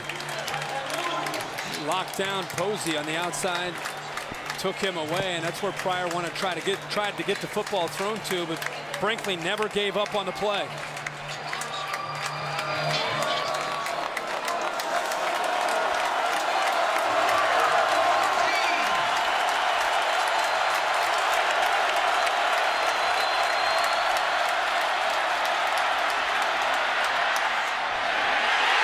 Intercepted. Let the party begin in Madison. Blake Sorensen has intercepted Terrell Pryor with 113, and come tomorrow, there'll be a new number 1. Really, really big win for Wisconsin. And Brett, I think you and I agree, for Brett Bielema. He's come close in some of the bigger games, but for he and his team to come up with a win against Ohio State, kind of that signature win that you need, knocking off the number 1 team, knocking off Ohio State. They've been so close since he's been the head coach here, taking over for Barry Alvarez. Congratulations to Brett Bielema and his staff for putting together a great game plan, and his players going out and executing. Their last win over number 1 team, 21-14 over Michigan. That was September 12th, 1981. That was right here in Madison again, 1981.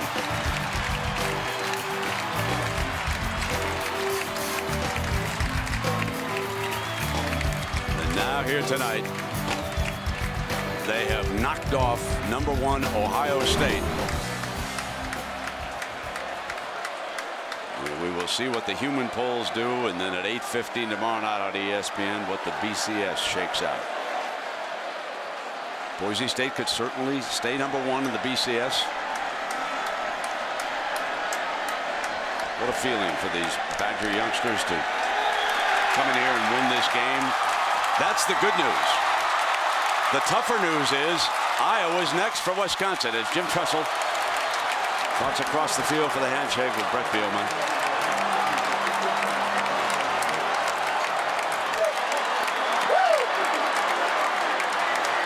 Some of the students making their way onto the field.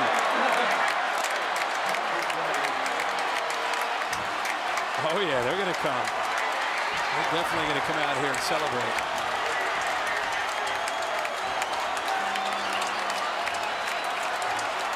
It is something to celebrate when you pick off number 1 in this situation. And do it the way they did it tonight.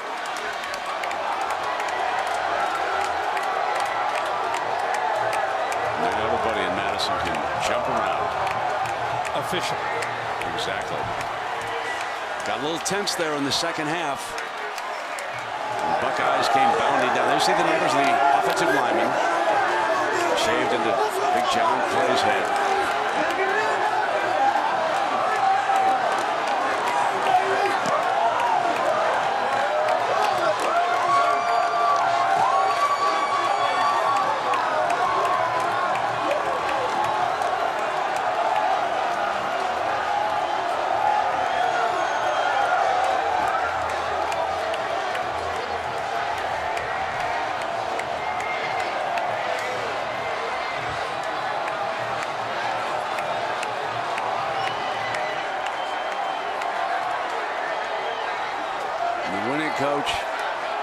Biggest smile we've seen for a long time.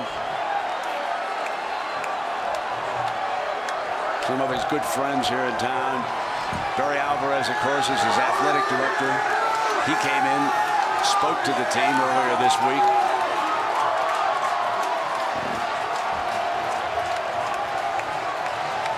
Brent, after losing to Michigan State a few weeks ago, I think a lot of people maybe gave up on this Wisconsin team, but they've been able to get healthy, keep their focus.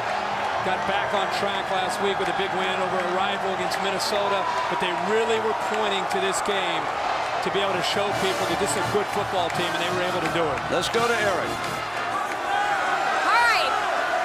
All week long, the media had been harping 0-3 against Ohio State. Not only do you get your first win against Jim Tressel, but a signature one against #1 in the nation. How do you put it into words? Well, you know, what we talked about all week was playing Wisconsin football, and I thought our kids stuck to the plan. Nobody deviated from what we did. There's a tremendous amount of respect from this sideline to Coach Tressel and his guys. They've been at the top for so long, but you know, we got a tough stretch here going to Iowa next week, and I'm just excited about the way kids played. John Clay, just a dominating performance in the first half. What was working for him against this Ohio State defense? I think he's been thinking about this game for a long time. We've talked all week, you know, 29 games without a 100-yard rusher against him. I thought our two guys came out there and really competed well, but I challenged their offensive line at the beginning part of the week. Said it's on you guys. If we're going to have success, it starts with both sides of the ball on the line, and they really came through. And why did that offensive line have so much success? I think that they put a hat on a hat. They played with good fundamentals, good base. Didn't really, you know, get away from the things that we talk about daily. We won this game because of what we do 365 days a year, and it came through in the end. There was also a lot of emphasis on Scott Tolzien, the fact he had those 2 turnovers last year for 2 scores. How would you evaluate his play? Well, it's consistent, Scotty. I know everybody saw the special he did today with Jackson, and great. He's actually here in attendance today. We'll get a chance to see him hopefully in the locker room. But Scotty is the same guy he is every day, and it's just a pleasure to be around him. This program is a true representation of what Scott is, you know, doing the things right on and off the field, and special days like this happen. Go enjoy that win with your family and Jackson. Thank you. Brent. So Wisconsin wins at 31-18. There will be a new #1 tomorrow. And up next.